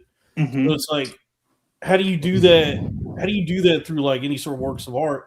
And I think like that's the attempt that's being made with Eddington, is like just drawing from what's happening for real and making it fictional characters or whatever. But it's just like, this is basically just what's going on in different towns throughout this country. Like this is kind of already, this isn't like like any sort of narrative or reflect. It's a reflection. It's, I don't know. You get what I'm trying to say? Yeah, I get what you're saying. I think the thing is, I understand what Mike is saying, especially from like, if you try to analyze like the concrete points it's making, it's like, it's like kind of maybe shallow even. But what I love about it is it's much more just about, and this is what Ari Aster is great at, is just captures the vibe of whatever the fuck is happening right now, that like feels uniquely kind of both hilarious in a self-parody way and also nightmarish. And what I like about all three of the Chud trilogy is that they're all very funny movies. Eddington like especially made me laugh. Like Joaquin is just so funny in it. And so last thing, what I really liked about it too was Dalton, because Dalton, you actually talked a lot about this, was COVID happened and everyone just wanted to move on. No one wanted to think about it. No one even want to talk about it. And Ari Aster, I think, is amazing at making art that is like, hey, you know that thing you don't want to think about? I'm gonna like make a movie, write about it, and it's gonna be entertaining, even though you don't want to think about any. So far, the only two movies have made an attempt to contend with the pandemic. It's Eddington and Dumb Money with Paul Dano. Well, what about The Code starring Dasha? That too. What? I haven't seen. I don't even know what that is. I did beat off to a scene in it where she gives a guy a blowjob or fakes it or something. I did beat off to that. What were you saying, Mycal? Ari Aster produced a new movie called The Drama. Yes, I'm excited to see that. That movie is fucking amazing. It is one of the best movies that I have seen in a while, because I really love the Foy trilogy. Except for Eddington, I was kind of so on it. I like Sinners. I thought we had 3 really good movies last year. But The Drama up there. I felt when I walked out of The Drama, I felt the same way I felt when I walked out of One Battle After Another. I was like, that was an amazing original movie. No, I'm excited to see it. Because One Battle, I had a similar thing with both Chuddington and One Battle. And Begonia too. Someone Ari Aster also produced Begonia. And by the way, did you know Stav took that role because he thought it was called Bologna? But anyway, but after One Battle, I was like, oh, I forgot movies are awesome. And then it movies are so awesome, dude. It brought me back on a movies. I didn't understand Sinners. Like, why? I didn't understand why wouldn't they let those people come in and play music with them? That whole situation could have been avoided if they had just let them come in and play blues music with them. Dude, you know so there's a lot of Sinners discourse, and the one discourse where someone's like, I understand when someone's like, I don't think Sinners was that good. Okay, fine, think that's great. The discourse that I don't get is when you have people who look like me, black people, and then they'll be like, why don't non-black people like Sinners the way that I like Sinners? What do you mean? Why don't they? They're not black, you idiot. What do you? He made a movie with a bunch of dog whistles for black people to enjoy. Why are you mad that a Chinese woman doesn't understand the dog? He made a movie for black people to enjoy. It's not, if someone doesn't get it, you're supposed to say, good, he did the thing that we were supposed to do. Why are you mad that they don't get it? What is wrong with you? I don't know. It's so ridiculous. I can't believe you would compare black people to dogs like that. That's rude. I mean, yeah, he made a very as Michael Richards probably would say, Afro-American movie. And it's impressive that he was able to make a movie, such a black movie that does have like, I guess it's the Get Out effect where it has like crossover appeal. Like it's very much like speaks. The Get Out effect is also what happens when Dalton enters a woman's room. Someone screams at him to get out. Well, I'm not leaving. Go Gadget. Go Gadget. Block the door. Go Gadget. Well, I mean, you know what I mean. Like, so funny, sorry, I didn't mean to interrupt. So you're talking about. Well, I mean, it's like, I guess it's movies that, for a number of reasons, are very much. It's like, I mean, I like Sinners better than Get Out, but it's like they're very much like black ass movies. But they're. You ready for a hot take? They have broad appeal. You ready for a real hot take? I got one coming, man. Jordan Peele movies suck. Thank you. I didn't want to say it, but I like his movies. I like Us. I like Us. That's the only one I like. I actually think I like Nope a lot. I thought that one was fun. I turned off Nope as soon as Keith David died. So like 5 minutes. I said, don't show me Keith David and then kill Keith David. Fuck you. Since Get Out, I do think that they haven't been like, he suffers from problem of having too many ideas and not bringing them all together, but I still think he's a cool original filmmaker. Did you watch his Twilight Zone show? Yes, I did. That was dog shit. That was actually awful. I didn't even know he's embarrassing. Kumail's in it. Kumail's in the, you haven't seen it? You never saw it? Dude, it's so embarrassing. For There's the a first thing, there's a gremlin on the plane. the first thing Somebody he come fucked get the up, gremlin. the first thing he fucked up with that show, I'm from hour-long episodes. Boo! What that you've destroyed the format already because like the Twilight Imagine a Zone. world where Do what? Imagine a world where Indian man. Imagine a world where the British invented a country, and no one in India or the Middle East respected it.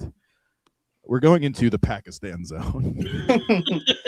Well, nobody likes the Pakistan. original Twilight Zone is just everybody knows nobody likes Pakistan. a big part of why the original Twilight Zone is so effective is half-hour episodes. It's that they don't drag. They're like structured so perfectly, and they're all great. And you know what's funny? There was like a season. Zone, it's like we got it right the first time. Why are we? That is true. Why even try make a new horror anthology? Just watch it again. There is a season in the original series. Yeah, that's the thing. It's not like the show is it's quote unquote dated, but it actually holds up better than almost any old show. There's a season holds up great. Yeah, the original Twilight Zone series. They did try to do a few hour-long episodes.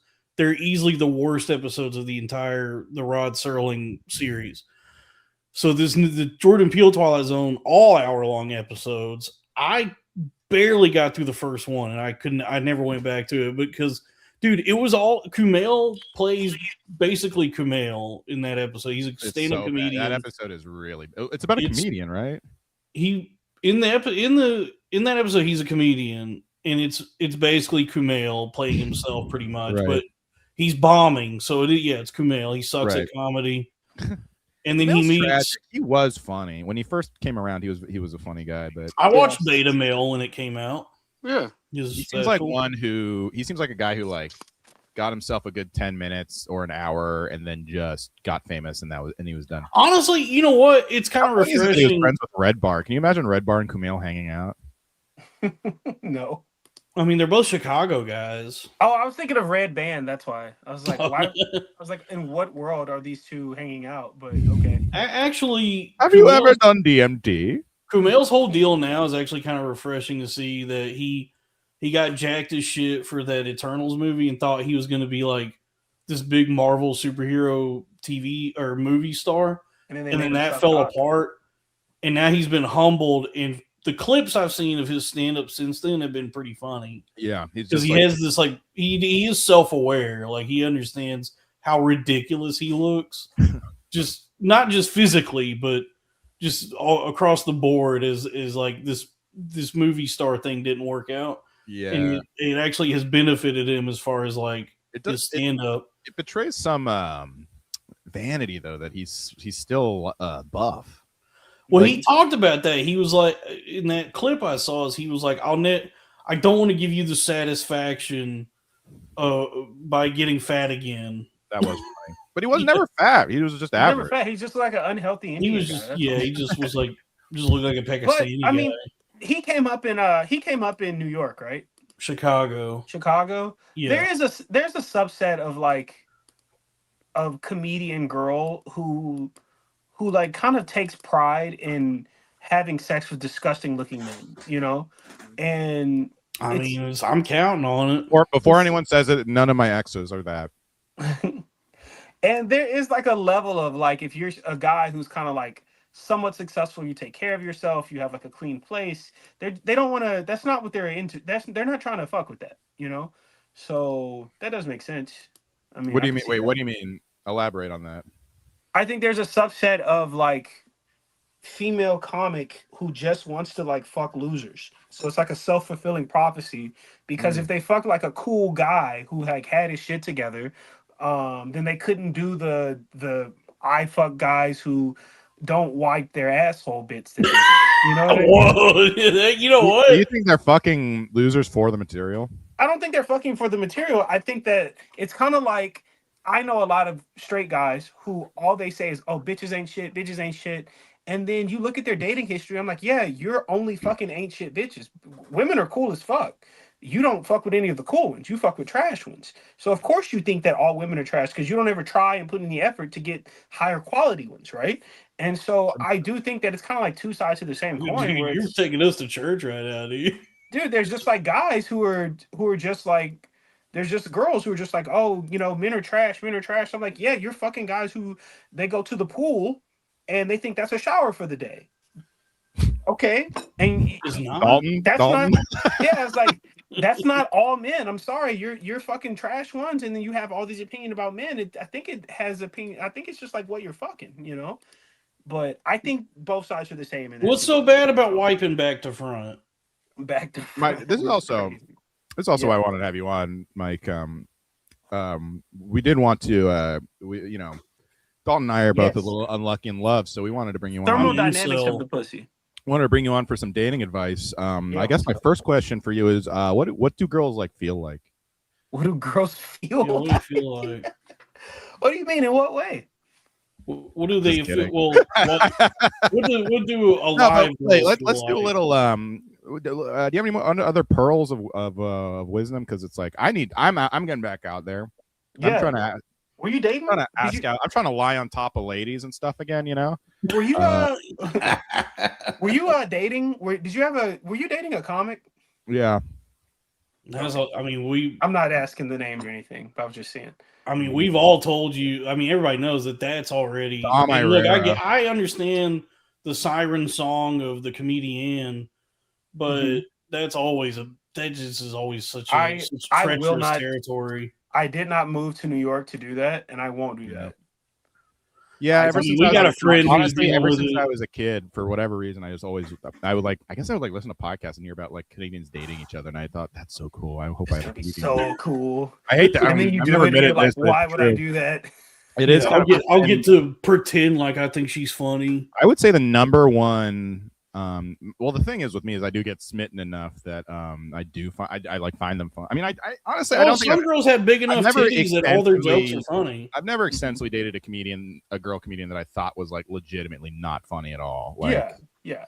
Because I can't fake it like that. I would have to like at least think she was really funny in conversation or something. But the problem is, funny women have severe personality disorders.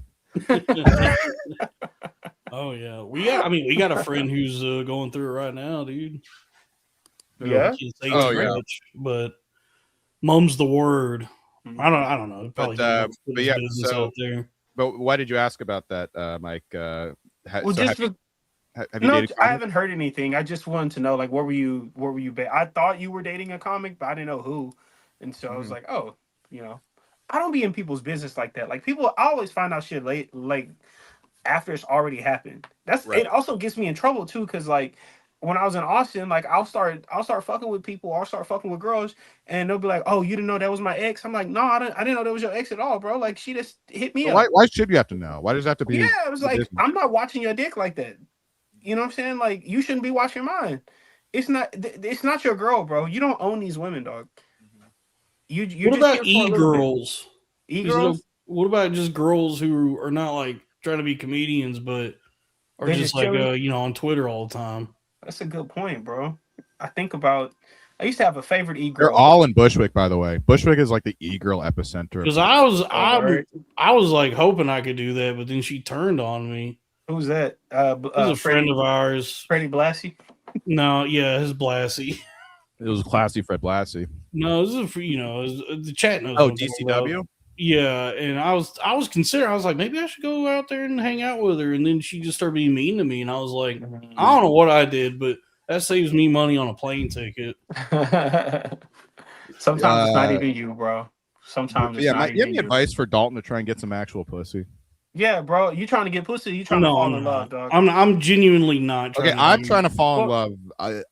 Well, I will let y'all know that I have a Substack. I put out 2 to 3 essays every month where I talk about philosophy and sex. So I do try to theorize about the pussy every now and then, you know. But if you got any kind of questions, you just need to let me know. Where are you fishing at, man? I guess I don't have any questions. I think I just have a lot of internal issues, honestly. I think Robbie's just saying help. I have a lot of. I think I just have a lot of anxiety and mental blocks, and I do too. I am trying to. I also think suffering from a broken heart kind of kept me from entering into anything else that felt serious for almost 3 years now. Robbie, you got to do that's the thing. You got to do what I'm doing right now. I did say I love you to a girl on the first date. Oh, crazy. I say I love you to women all the time. I dude. know you do, Dalton. It's a good move because. But I was on a first date. It was going well, and I put my arm around her and I said, "I love you." We were drinking. I had just gone out of my relationship, and you was just like, "Yo, I'm looking for you a lover boy, dog. That's all." I'm a certified lover boy. Do not finish the rest of that verse. And it's okay. What about okay, you, bro? Do you fall in love easily, or you kind of you fuck a lot though, right? Me? Not as much as I used to. I've really calmed down. I've really calmed down. Well, thank you, Scotty MTO, for gifting 10 Arena of Ideas memberships, folks. We need more super chats. What the fuck is going on? Help! I think my thing is, I can be a little avoidant, but then when I fall in love, I fall hard. Like, you know, Good. even when I get infatuated, I like get like. You're gonna mess up your knees doing that. I'm sensitive. It's hard out here for sensitive young men in a world of foids. Probably you need to do what I'm doing. Like the last, especially. Well, I mean, I had like my health issues. I had my crisis, and in the time since then, I've been focusing over here. Yeah, I've been focusing on my mental health. Now I'm trying to fix my physical health.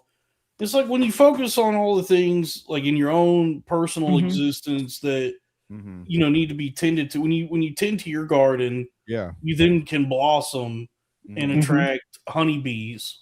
Dude, that's what I've been doing. Everyone's advice is focus on yourself.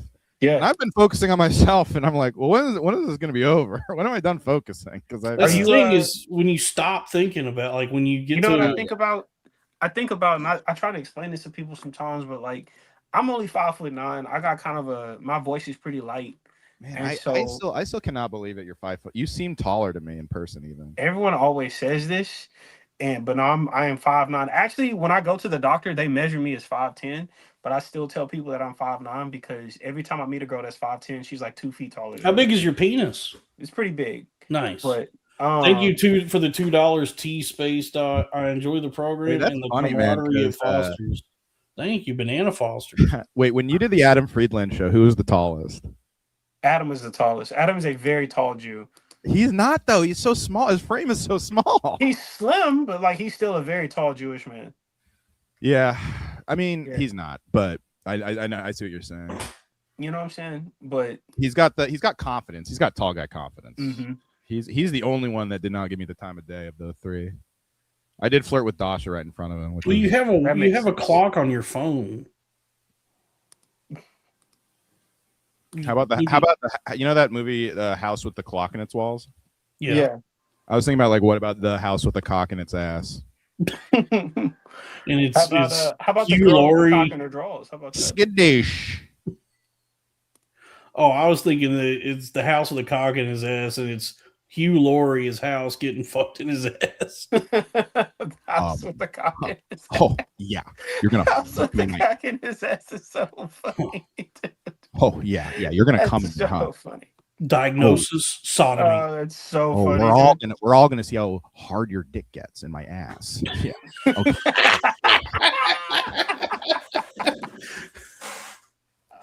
So yeah. good, Okay. dude. You're gonna. I'm bottoming. All right. Okay. That's the house with the cock in his ass. How about you take your little top thing you're doing and put it in my ass? All right. Yeah. Okay. Sure. Oh, it's so good. I haven't dusted that one off since 2004. Well done. I haven't dusted that present off since 2004.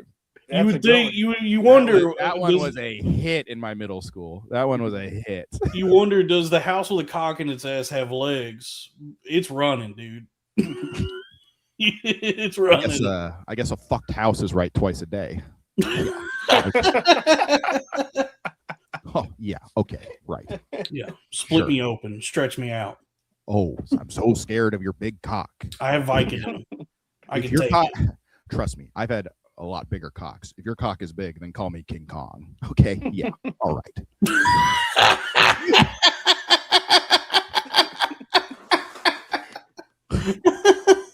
One second. Mitochondria.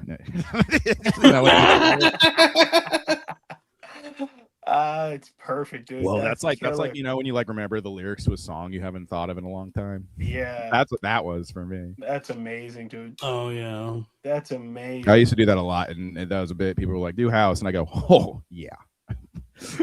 that was the impression. Oh yeah, sure. All right, buddy.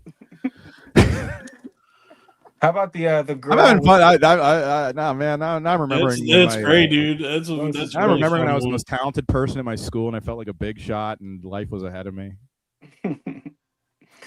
Someone goes, "Is he really a my pervert?" Jack from Lost impression also. What? Where? I remember Lost, the show Lost. Oh yeah. I never watched that show, but I know. I do the know what was characters in going on. Lost as a hit, but I mean, my ringer, the one I still do love doing, is Payday, because I'm Payday. Dude, when I was like 20, 21 in college, I had I'd let my hair grow out a little bit, and it like came down to like here, like down to my neck, kind of. And You're back. one time I just walked into a random apartment because I heard music, and I said, "I wonder if there's a party in there." And I walked in, and I said, "Hey guys, I made it," and they were like, "Oh, cool." I just crashed this party, and then when they were on to me, when they were like, "Who are you? Who are you here with?" Yeah, and I was like, "I'm Dalton," and they're like, "Who do you know?" And I go, "Eric." And they go, "Eric, there's nobody named Eric here." I was like, "All right, I'm gonna level with you. I don't know anybody here." I just kind of walked in, and they were like, "Well, you look like that guy Hurley from Lost, so you can stay." That's amazing. That rules. So that was my Hurley impression. Is I just was fat and had kind of like shoulder length hair. Yeah. They were like, "I don't understand how you're so fat on an island." Like, you're the how are you staying fat on a deserted island? Oh shit! I want to hear a cinema pick, step into the celluloid silo and movie corner. Because it kind of came and went. You guys got to see that new Sam Raimi movie. Send Help. Yeah, well, wake me up when it's the fucking Sam Will movie. Okay, I'll set an alarm. Yeah. But fucking Spider-Man. How about the fucking Jalen Brunson? He does talk like a baby that smokes cigarettes. That's very funny. Baby that smokes cigarettes. Oh yeah, baby want baba. So yeah, I sucked on my mom's titty. Yeah, that's white. I'm friends with the Wiswell at Madison Square Garden. I played in the celebrity game with the Wiswell. He actually does do that. He loves name dropping that Rizzler.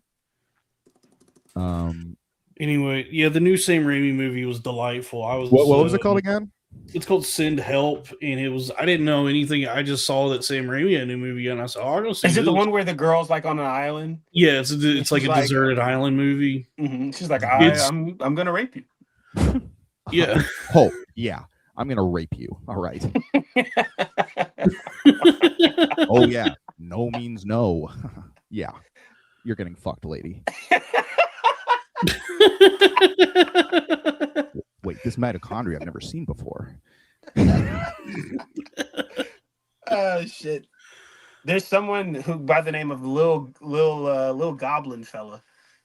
He's a regular. He's a regular. Okay. Oh, I think he just got here, and since he's gotten here, all he's seen is from you, Mycal. He said, "Who's this black man?" Yeah, you've been giggling since he got here, and he's wondering what's going on. He says, "Who is this black man?" Oh. Would you prefer Mike or Mycal? Yeah, Mike. It's actually Mycal. It's not Mycal, but I don't have the strength or the energy to correct people about my name anymore. Oh, my guys, mom this chose a dumb one. We have to roll with the punches in life. Who is Noah? When I saw Mycal, because I always called you Mike, but when I saw Mycal spelled like that, all I could think was Method Man going Mycal, and I go Mycal. Oh my god! What? I'm confessing. No, I was wondering because somebody was being kind of rude, honestly, and I think we need a super chat to as an apology. But he called you Noah Tenenbaum, and it's the black Jewish guy from Sopranos. Oh my god! Also, the fact that his name was Noah Tenenbaum, that is like such a J.K. Rowling level name. So wait, you're telling me this guy's a fucking black Jewish kid? Chocolate Oh bucket. shit. That's so Hold funny. on. Let's do a little palate cleanser, guys. This just came across my desk. Something came across your desk. Yeah. Whoa. Margaret Qualley. Yeah, that's Oh, interesting. jeez. Damn. I Oh, love. jeez. You guys see that new video? They're gross. literally just like being whores and like, dressing Oh like yeah, sluts. that video made me horny. Yeah, I loved being like someone was talking about like chuds were against it, and I was like, I tweeted at the lady who was like, "This is actually a great video," and I was like, parentheses wokely, the girls are hot in it, okay? Like, I love being girls do hate when wokely. Yeah, girls. Hey, dude, it's almost 9:45. I do have to get going. You got to bounce? Yeah, I got to get out of here. You guys. Show me the 1099s. Yeah. What are those? Tits? Damn, dude. Self-employment. You're a hell of a guest. I feel like we just scratched the surface. No, we were just getting warmed up, dude. We should do a full Love Line episode. Yeah. That would actually be pretty fun. That'd be a good arena. The cool black guy love corner. Yeah. Also, black guy love corner. Also, we should get or do you guys know Radu Bondor? No. From Lord of the Rings? Yeah, basically. But he's a comic. He's in LA. He's one of my best friends in stand-up, but he's very, very funny, and I do think he'd be a great ad. We should all have him on next time. He's a funny dude. Bring a friend. We're always looking for. Yeah, we're not like these. We're not like gatekeepers. We'll have anyone on, even a rapist. Okay. That's our promise to you, the audience. Yeah, the original. All right, take it easy. I got to hear y'all. Hold on, man. I want to show you me being funny real quick. Let's see it. The original tweet is men getting angry at sexy women for being sexy is so fucking funny. Like, damn, you really are losers. And I was like, wokely. Yeah, these girls are hot. They are hot, dude. They are hot. No, you know what? I have beat off to Margaret Qualley like 10 times. Oh, dude, when she shows her armpits, and also Hollywood. she is like the. I must say something about me because she does channel that hot BPD thing, and someone was like talking about Jack Antonoff, and everyone was like, "Wow, how Jack did he?" Antonoff. I hardly know the guy. Like, did someone say Jack Antonoff? It's me, Anthony Cumia. But goodbye, Mycal. Bye, Mycal. Thank you. Hey, folks, if you want to order some merchandise, we got the best merchandise in the internet at bpnmart.com. We got some new items, the Corn Fake keychain, the YN Time shirts. These, I wish Mycal could have seen these. Oh, yeah, he love bad that we waited for him to leave the show. Yeah, we got the YN Time shirts available, $36.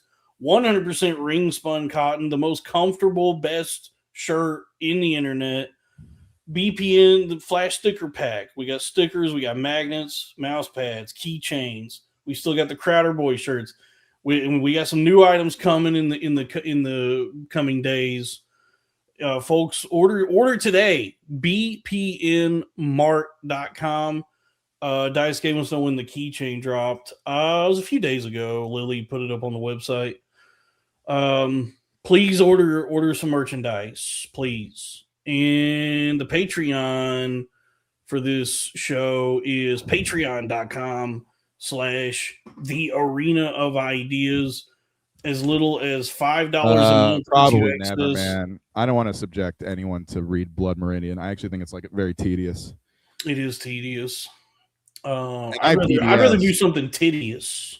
I like it. It is a good. I should reread it. I was way too. I don't think I appreciated it when I saw it. I do like Blood Meridian. It is good. I like Cormac McCarthy. Little Goblin fella bought a white YN Time. Yeah, let's go.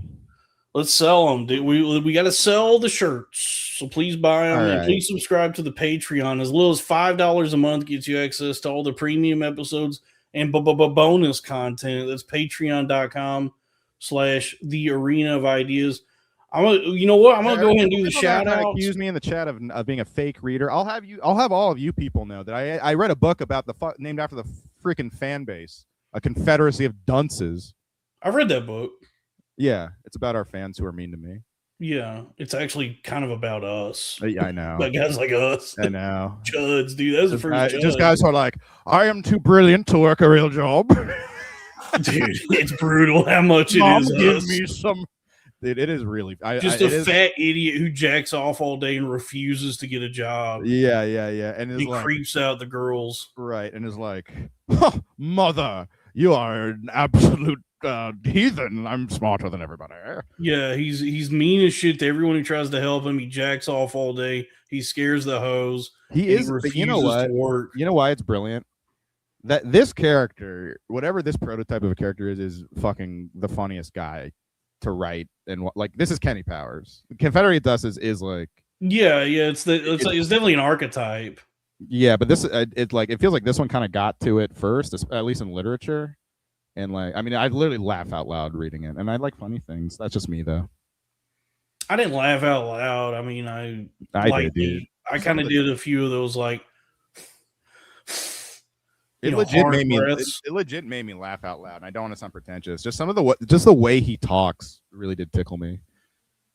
And like I just pictured a big fat guy saying everything. I think the only book that's ever made. Oh, Soder at Throckmorton. That's awesome. Throckmorton's a great venue. Dan Soder is the man. He's hilarious. Everyone go see. If it's not taped yet, definitely. If you're around Throckmorton and Mill Valley, that is like one of the great Bay Area venues, and you should definitely go see that. And Dan Soder is the man, and it's cool that Netflix gave him a Soder is a good guy. He's funny. He's nice. Remember, I will never forget. He wore that fucking Loud Boys shirt at Skankfest. That is true. On the roast. He likes us. We're faces. He likes us. I think he really likes you, but he likes both of us. I think I scared him because when I was crazy, he got some pretty alarming DMs from me. So all apologies to Dan Soder. Congrats on the special. He really likes you. I think I was DMing him a little bit too much. I did kind of ask him like, "Hey, can I do a guest spot for you?" Like at a couple places or whatever. But I asked him to hang out, and he said he would, but I was crazy. Yeah, so I also asked him to do my podcast, and he was down. But then he's gotten a lot more famous lately, and hey, good for him. You know, he's succeeding.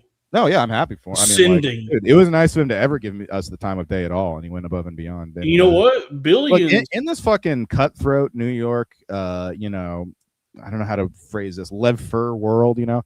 It's nice that there's guys like Soder out there, you know. It's a lev fur world out there. But Billions is a fun show, at least in the 60-second the TikToks and Instagram reels of it I've seen. Oh yeah, we should have Sam Talon on. I was just hanging out with Andrew Polk and Nolan. Who is also a good friend of Sam, and we were talking about because Polk did Skankfest this year because he's just one of the local New Orleans guys. And I guess he hung out with Sam a lot of the time. I forgot what he said though, and it was so fucking funny. I guess Sam introduced him to Tony Hinchcliffe. What did he say? Oh, he said, "Hey, I'm gay too."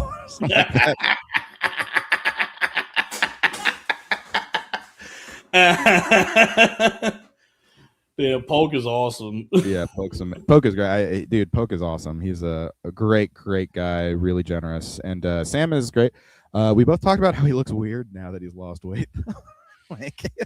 Yeah, he's got that thing where he was big for so long, he looks strange now that he's skinny. Yeah. It's sickly. $2 from Drew Huntley. The problem is when this is not just an Ozempic thing, it's people who diet and don't exercise. You need to hit the gym if you're a guy, because it's like you need to build body composition. Like, it might not make the scale go down, but it's like it's better to be a little fat and proportional than like skinny and like, you know, just kind of look off. I walked 4 miles yesterday. That's good. Walking is Nick Oldershaw is a big walking advocate. I walked 1.25 miles this morning. And a lot of psychologists say walking is like one of the greatest things you could do for mental health. I joined Crunch. I joined Nestle Crunch. Okay, Dalton. Thank you. Thank you. Drew wants me to read this. Gossiping Hoes merch coming soon. Got to send design to Incitus and tip for finishing touches. Now, where is that being sold? I don't. Yeah, I guess wherever they're going to sell it. I don't know. They have not talked to me about. Oh, by the way, this came across my desk. Squeeze and Swizzle are back. Oh yeah, that's big, dude. I love Squeeze and Swizzle. I love Squeeze. His Twitter delights me, and I just love how many announcements there are. Just constant press releases on there. I mean, that is. Do you remember when Lewis had that like business meeting with us when he was going to let us use the studio. Hey, thank you. Thank you. We do look good. We're cute, dude. We gotta emphasize when people are nice to us. We can't just own the trolls. We have to be when someone goes out of the way to say something nice. I appreciate that. These glasses have been a game changer for me. People, I think it really has helped my look. And it was all just because I slept in a contact and it almost killed me. I misplaced my Cenobite glasses. Yeah, you misplaced your Cinnabon. You remember when Lewis sat us down and told us, like, when you'll be announcing announcements. You're going to be announcing things that announce things. It's going to be all announcements. I do not remember that. I do not remember that at all. He told us that he was like, that's basically told us that's his business model is like announcing things. And I do appreciate. You know what though? That's not just him. It's not just him. I mean, I've heard that from celebrities. They say the best part about Hollywood is announcing things. And Sweezer might just cut to the core of that. I think Swee's cut through the bullshit and has gone straight to just announcing things. Yeah. Which is funny. Every celebrity says like announcing a movie is way better than making it and promoting it. Announcing it is apparently the best part. So. Oh yeah, that's actually why they say you shouldn't tell people what your plans are, because you get such a rush, such a dopamine hit from sharing anything that you end up not doing it. That's why Kanye has like 20 unreleased albums. He just loves announcing them. And he's such a genius. He does finish one every now and then. Yeah, and it's almost always good. I thought Bully was pretty good. I thought it was like a straight up return to form for him, which is I was texting Miguel about this. Like we were both kind of in shock. We were like, I can't believe he went from like the Dave Blunt's nitrous things to like back to normal in like a year. Like what the fuck? Yeah, he cleaned up nice. They got him into whatever they did to wrangle him in. Yeah, get him to focus. Yeah, they got him on them good antipsychotics, I think, because he's actually been the most like subdued and mature he's been since pre-Kardashian. I swear to God. Yeah, there must have been like a crack team of Jews who grabbed him and put him into some sort of like Ludovico treatment from Clockwork Ocean's Orange. 11, but Jews, and they break into Kanye's brain. Yeah, yeah, they did Jewish Inception on Kanye and fixed him so that he could finally. Elliot Gould is still in the movie. Because that's the funny thing about Elliot. Sorry, real quick to put a pin on this, because Kanye's big show was huge. It was awesome. Something he was like, no, don't let the circles go, and I was like, oh, here we go. And he just goes to the audience, goes, I'm sorry, guys. I'm like, I haven't heard Kanye apologize to fucking anybody in fucking decades. Well, that is like when you come down from Mania, you feel pretty apologetic. You're like, hey, no, but it was just because like something tripped up, and he was just apologizing to the audience briefly to be like, hey, I'm sorry about this delay. Yeah, he's been humbled by himself going crazy. Yeah, but that's the travesty of going nuts. The Travis Kelce, like when you have a manic episode or a psychotic episode, is like. Yeah, especially if you're already kind of a creative person, is like all of your creative energy, like all of your just your juice, your sauce, your spark gets redirected to fucking bullshit where it's right. You just like conspiracy theories and paranoia and anxiety and all that comes with it.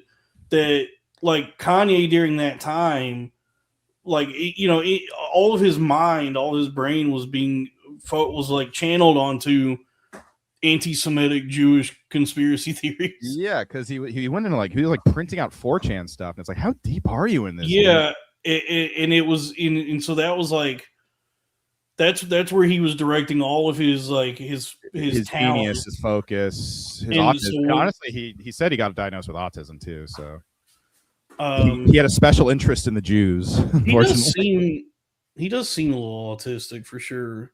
I think you can see it in his eyes in that I'm a sick fuck. I like that video. Yeah. You kind of see the autism in him in that video. Yeah, I think he's a narcissistic bipolar autist, which is like. But whatever they did to calm him down and get him to like. He also loves Sonic, so I do. Yeah, I think he is autistic. He really likes Sonic. Yeah, just like reorient himself to where he can like focus on. But I mean, I guess Nick Fuentes already mentioned this. He did already record those songs, like I don't know, like a year or two ago. So it was. I think this album was just a matter of like getting in the studio and remixing it or something.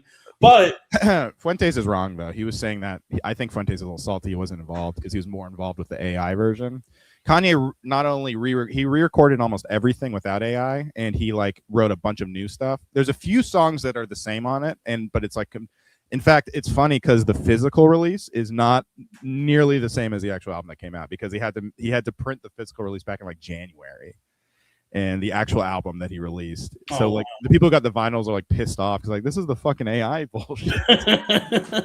Well, you know, but it does speak to his presence of mind now that he was able to do those shows at SoFi Stadium. Yeah, and like, pull off the spectacle of it. Yeah, it's like the most coherent. He hasn't performed live at all since like the Pablo tour, except for he did the Kids See Ghosts, and he was obviously not in his right mind when he did that one either. It was like kind of a train wreck.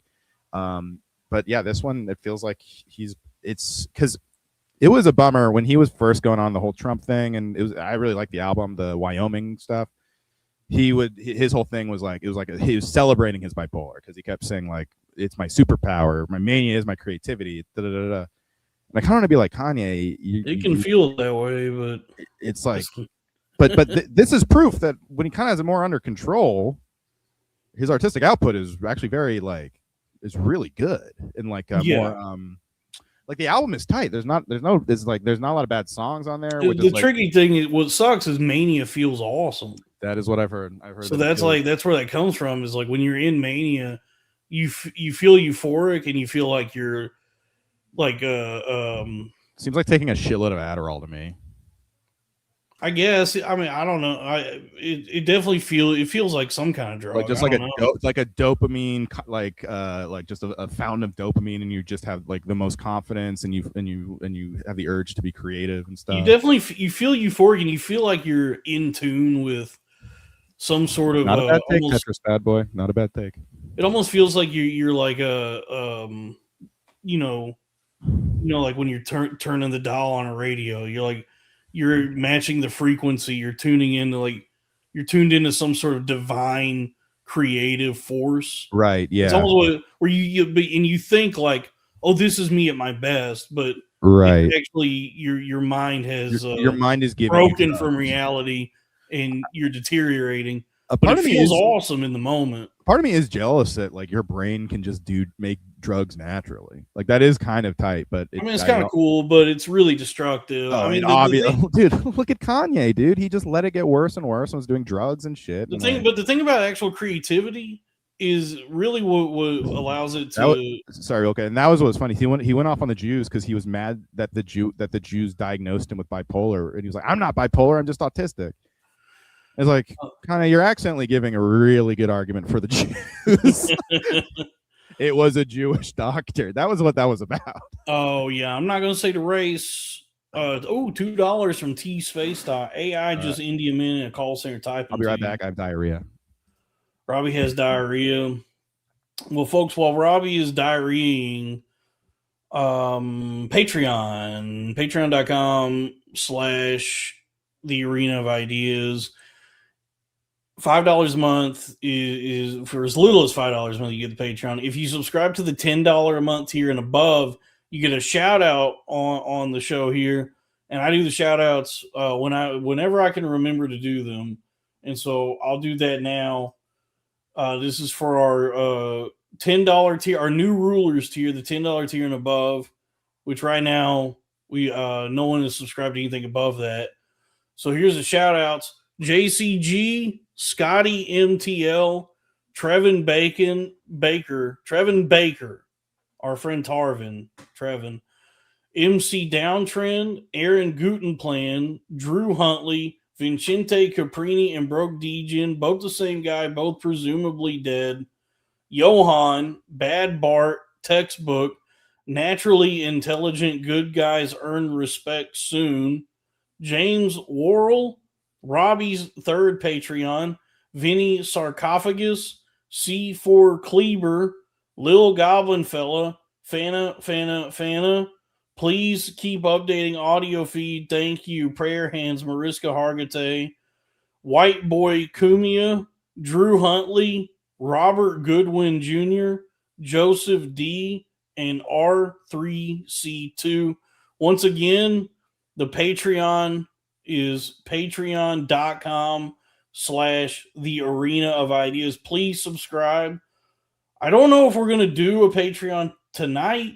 It might be tomorrow, but we do a Patreon every week. That's for sure. So it's not something that you'll subscribe to and you'll get an update every once in a while. There's a premium episode every week. We promise content. We deliver content. We aim to please here at the network. That's all we want to do is please you and make money doing it. What does this say? We did have someone else booked, but the scheduling didn't line up for this. So we had our friend Mycal on tonight.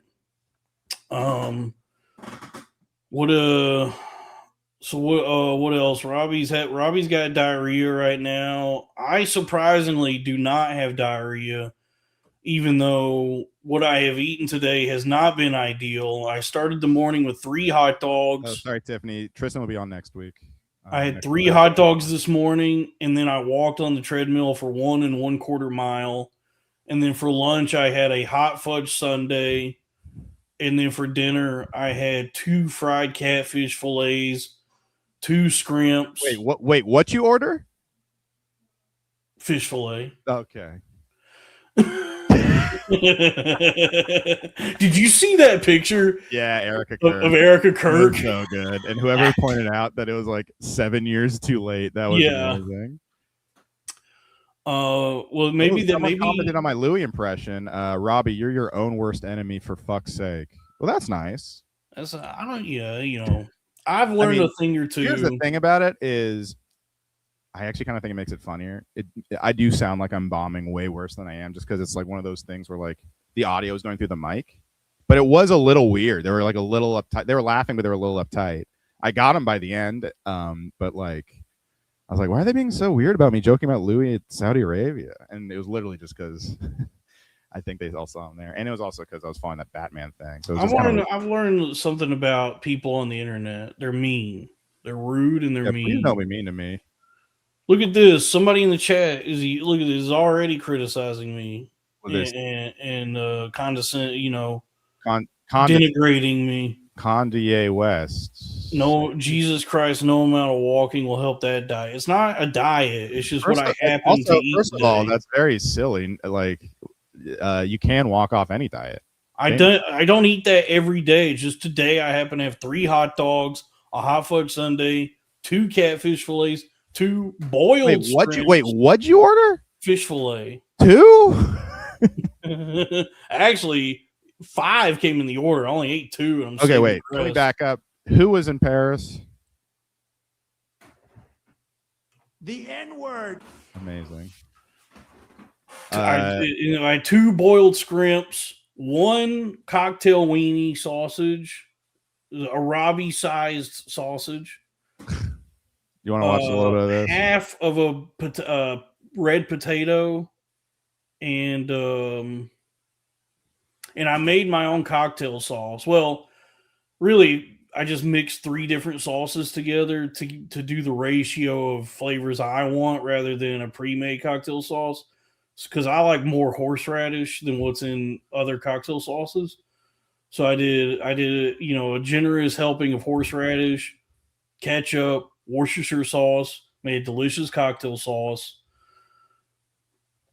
And I still am at a calorie deficit, especially because ice cream is actually healthy for you now. I saw that now. You know what? Here's a good use for AI: is you can take a picture and ask them how many calories it is, and that's actually not a bad estimate. That's how Pearl lost weight. And I would like to say that I would, no matter where you fall on the political spectrum, I want everyone. I think we can all agree that I would like to have sex with Pearl. Yeah, Pearl is looking tight now. She's looking. I always believed. Yeah. I guess Pearl got tired of dating black guys and hopped on the treadmill. She's down to Dominican. That was the other funny thing about woke 1.0 was like the most ardent woke people. The most like. Does anyone know any girls like Pearl who look like Pearl but like aren't like psychopaths? What, just God, yeah. Redhead sixes? I mean, I'm sure there's some out brother. That's all I want.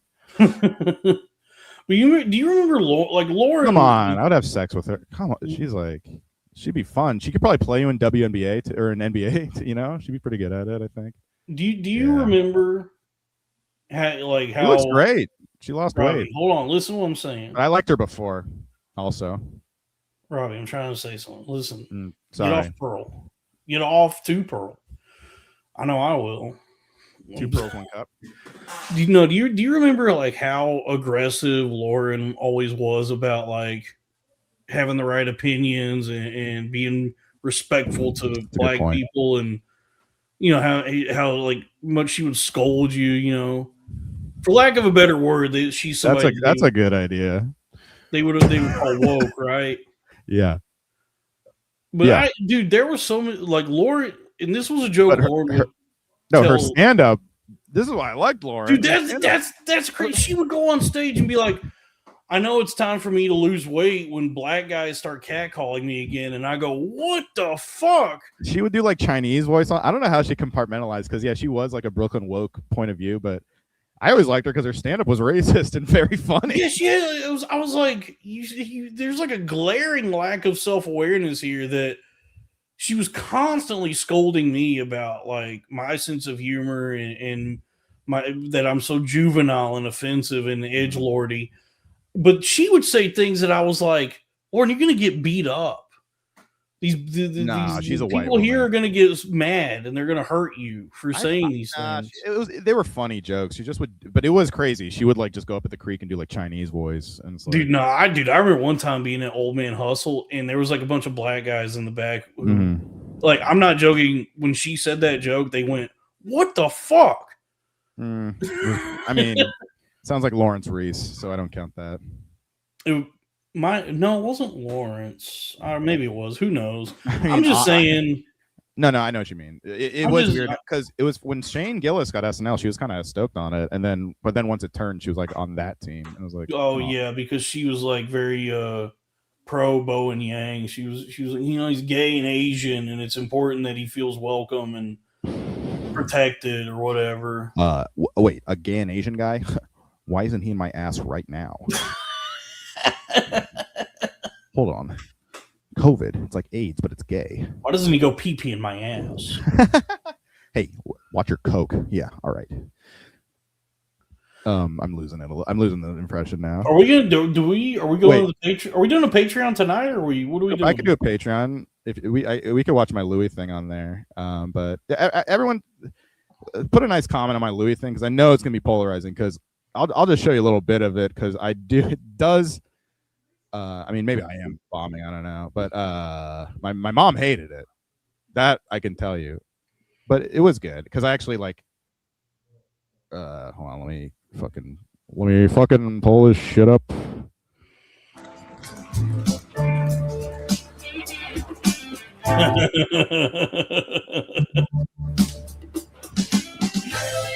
You ever have to follow a fucking bat? Fucking black bat. It's Cat Williams' bat. Here's how this sucks. This costume costs $20.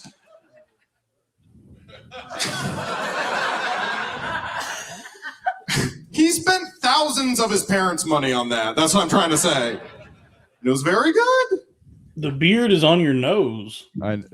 So, how's everyone's No Nut November going? That gets a big laugh, and I just like. If I nut. Fucking Batman, I'm so mad. Why the fuck, who produced this? Yeah, what are they gonna love after a high energy Batman character? Louis C.K.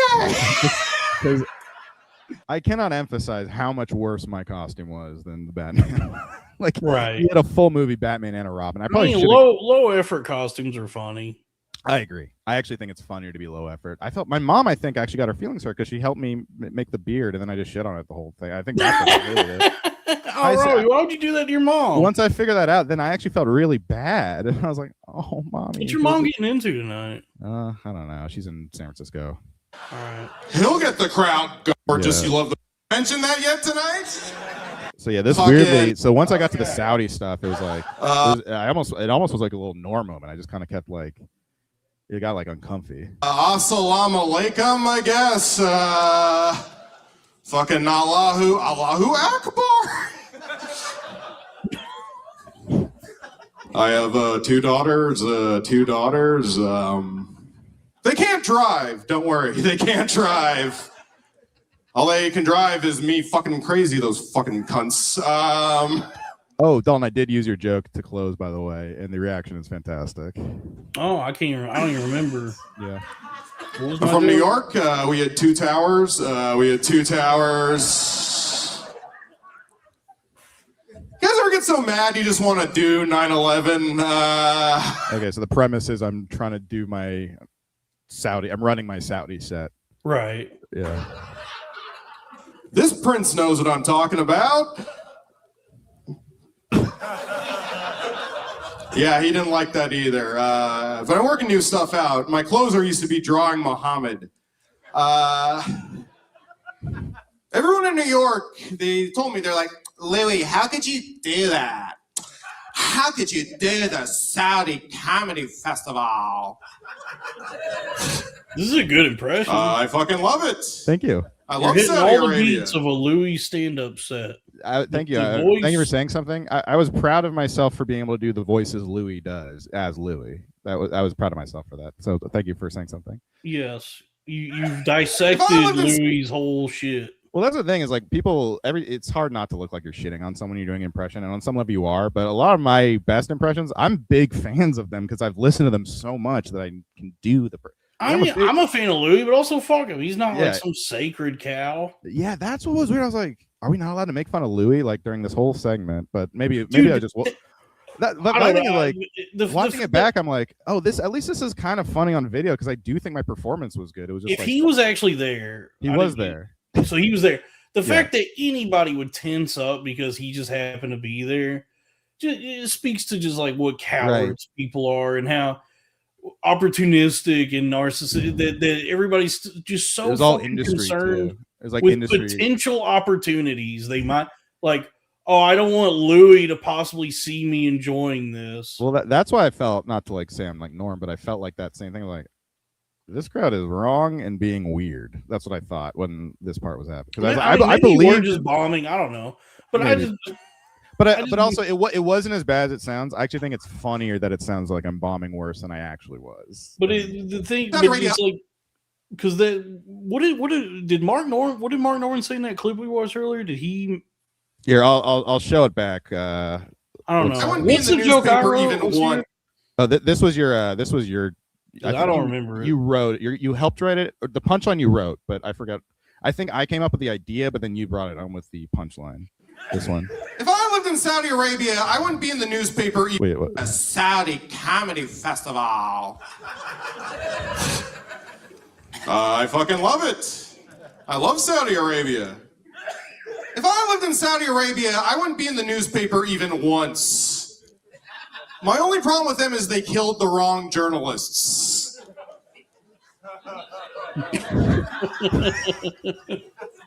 If I jerk off in front of women in America, I get in the newspaper. If I jerk off in front of a woman in Saudi Arabia, I get invited to her execution. That was your joke. Hey, that's a good joke, dude. That's a good joke I wrote. It's a great joke, and you hear their fucking reaction like, oh, it's like. I mean, honestly, maybe what's making them uncomfortable, because look, these are, especially the joke I wrote, these are great jokes. Yeah. But I think what's making them uncomfortable is just like you are. I don't know if you're. It was already exposed, but you are commenting on like. Yeah, this is what the regime in Saudi Arabia is like. These, yeah, and Mark Norman. Look, you're never gonna look. And Mark you're Norman, never gonna be the host of the friends with show, did Louis the after festival this. also. Robbie, you've killed any chance of ever being friends with Louis C.K. after this. My thing is, I still love Louis C.K. I'm looking forward to his special. I can't wait till his special comes out that he named after a Norm Macdonald CD. I should have just fucking done Sebastian. I'm such a retard. But Sebastian isn't coming. Sebastian isn't. I mean, look. You know what? It is cool that Louis came to Stick or Treat. That is pretty cool. That is cool. It's nice. He supports comedy. He supports comedy. He supports maybe he saw me walk in. he's like, wow, that guy is the spitting image of Louis C.K. I got to get out of here.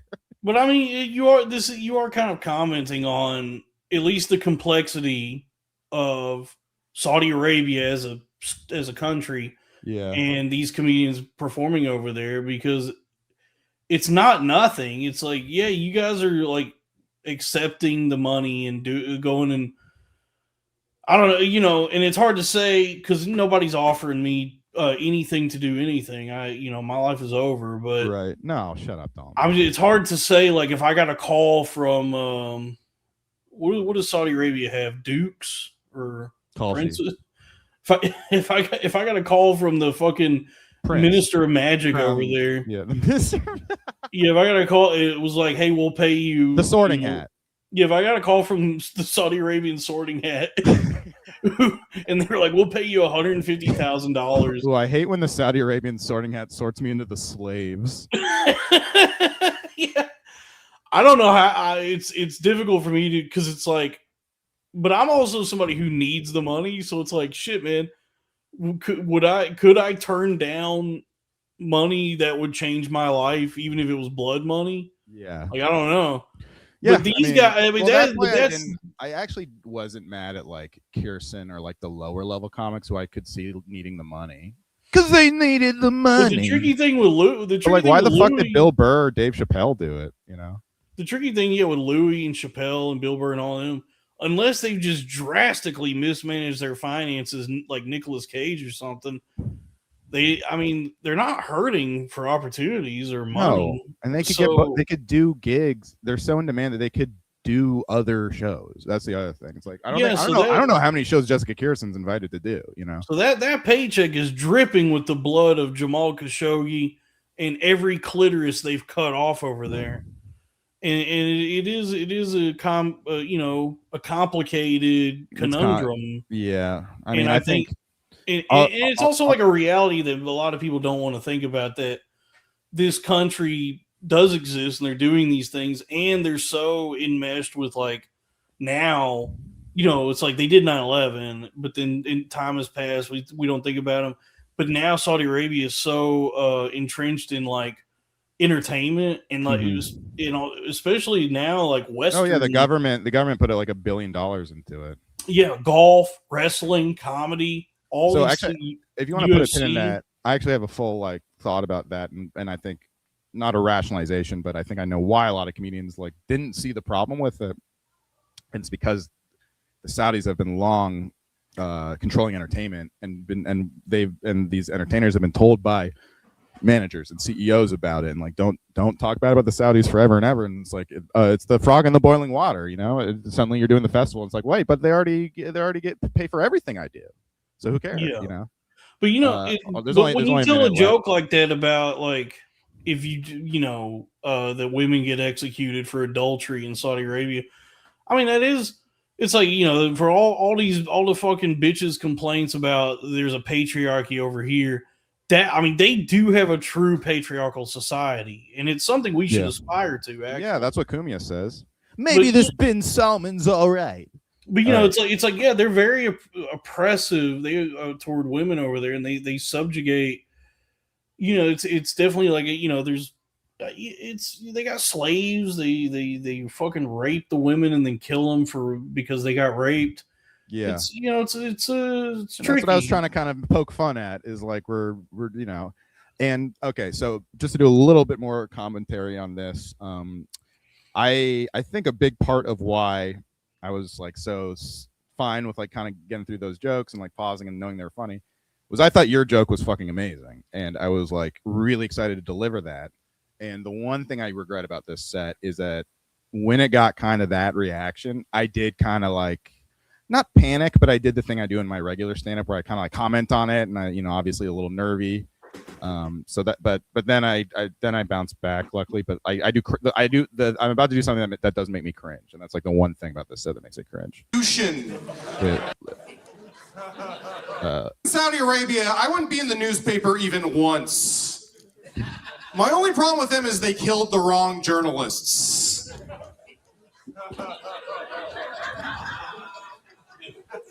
If I jerk off in front of women in America, I get in the newspaper.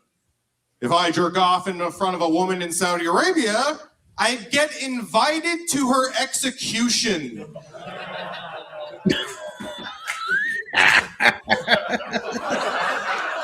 Whoever clapped at that is a sick piece of shit. So I kind of sold out the joke a little there. Yeah. And then I do a little comment. Now I do a little. Then I'm like, oh fuck, shit. That was my closer. Public now speaking is scary, dude. And girls is scary. But I do think I do. After this is all riffing, and I do, much like Pablo Francisco, I do get my way out of it, which I am proud of. I wish they executed those fucking women. Fucking Joe Rogan, is that you?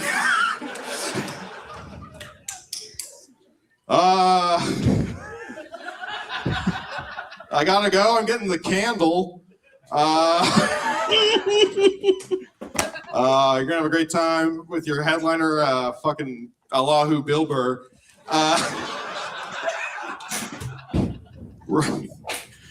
I feel so stupid after how well done the last one was. It's the biggest show of my life, and I'm a fucking this. What the fuck is even? Fuck, god damn it. You know what sucks is the real Louis C.K.'s life is much better than mine.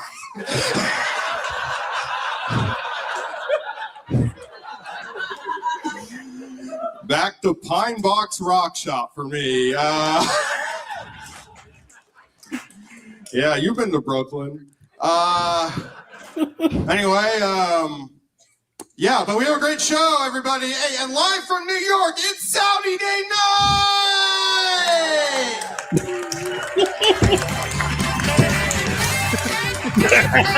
That's good. They got that queued up for you.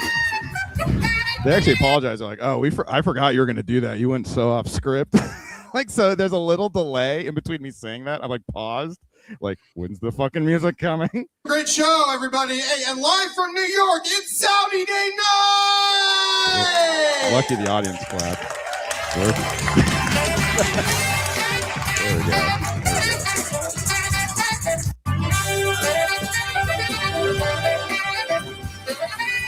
That's yeah. Good. So, oh, lottery. Oh, so I guess. Shout out Sumo Dog. Thank you, $2. So I guess I think what I didn't even realize this, but I think when I made the joke where I go, you know what's crazy? I don't even know why I said this. I think it was just a funny thing to say in the moment. It's like the real Louis C.K.'s life is much better than mine. I think that actually got a big laugh because it was like a tension relief because I think everyone thought that Louis was there, and they're like, oh well, he's being nice to him now. That's a nice thing to say. You know, like you know what I mean? Yeah. Maybe that's in my head, but I just he's hedging his bets. But I stand by that performance. I think it's very funny, and it's funny. I didn't want to upload it for a while just because I didn't want to even watch it back. But I watched it back and I was like, no, this is good. This is fucking good. And then I heard let me go to the because I'm logged in on the Corn-Fed channel on my YouTube. Let me go to it and like it. Oh, thank you, man. Appreciate that. Hype it. And yeah, thank you, buddy. Appreciate that. Thanks, buddy. Appreciate that. I'm Zach. Subscribe. No, I'm already subscribed to your channel. Oh, thank you, Don. Wait, how do I do this? Like, where's the hype button? Yeah, there's a button that shows you the 1099s. I don't see a button. I don't see a hype button.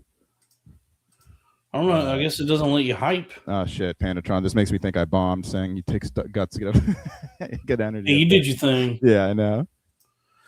Dude, I think AI is a bubble. Yeah, it is. Hold on. So I'm yeah, this is. You're a I'm buttercup. gonna play this video again because I actually am even more proud of this.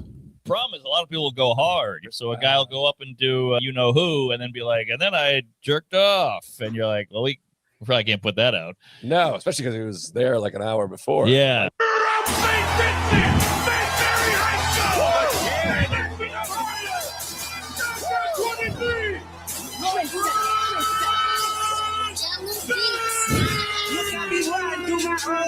But I'm in my new whip, same old attitude, but I'm on that new shit. They say they gon' rob me, see me never do shit, cause they know that's the reason they gon' end up on the news clip. I have two daughters. You know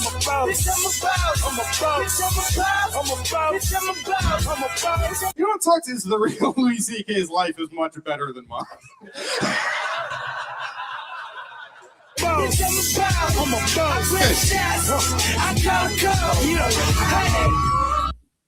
Yeah, maybe I'll just post that instead of the set on Instagram. Post the set, dude. Post everything. A always BBP posting.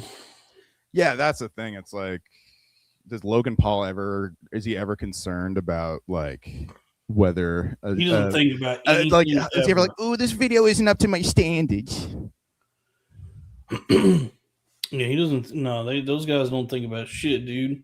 They just make money. That's what we need to be doing. That's the thing I've learned. Money is the only thing that matters. Yeah, and I think that's true. Like, yeah, I hate the superficial American thing of being like,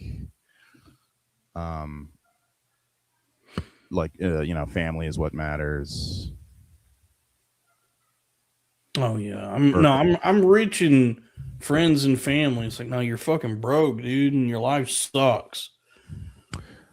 Shout out my dad. He is a real YN, says T-Space for $2. Thank you. Yeah, do you want to let's go to the Patreon. Let's do a Patreon. Let's go. We're going to go to the Patreon. It's patreon.com/the arena of ideas. We'll be live there over there in a few minutes. So please subscribe if you haven't. Join us over there. $5 a month is the lowest one. But if you can, subscribe to a higher tier. Please give us money. But we'll be on the Patreon live there in a few minutes. Thank you for supporting us. Tell your friends, buy some shirts. I love you, and that's the show.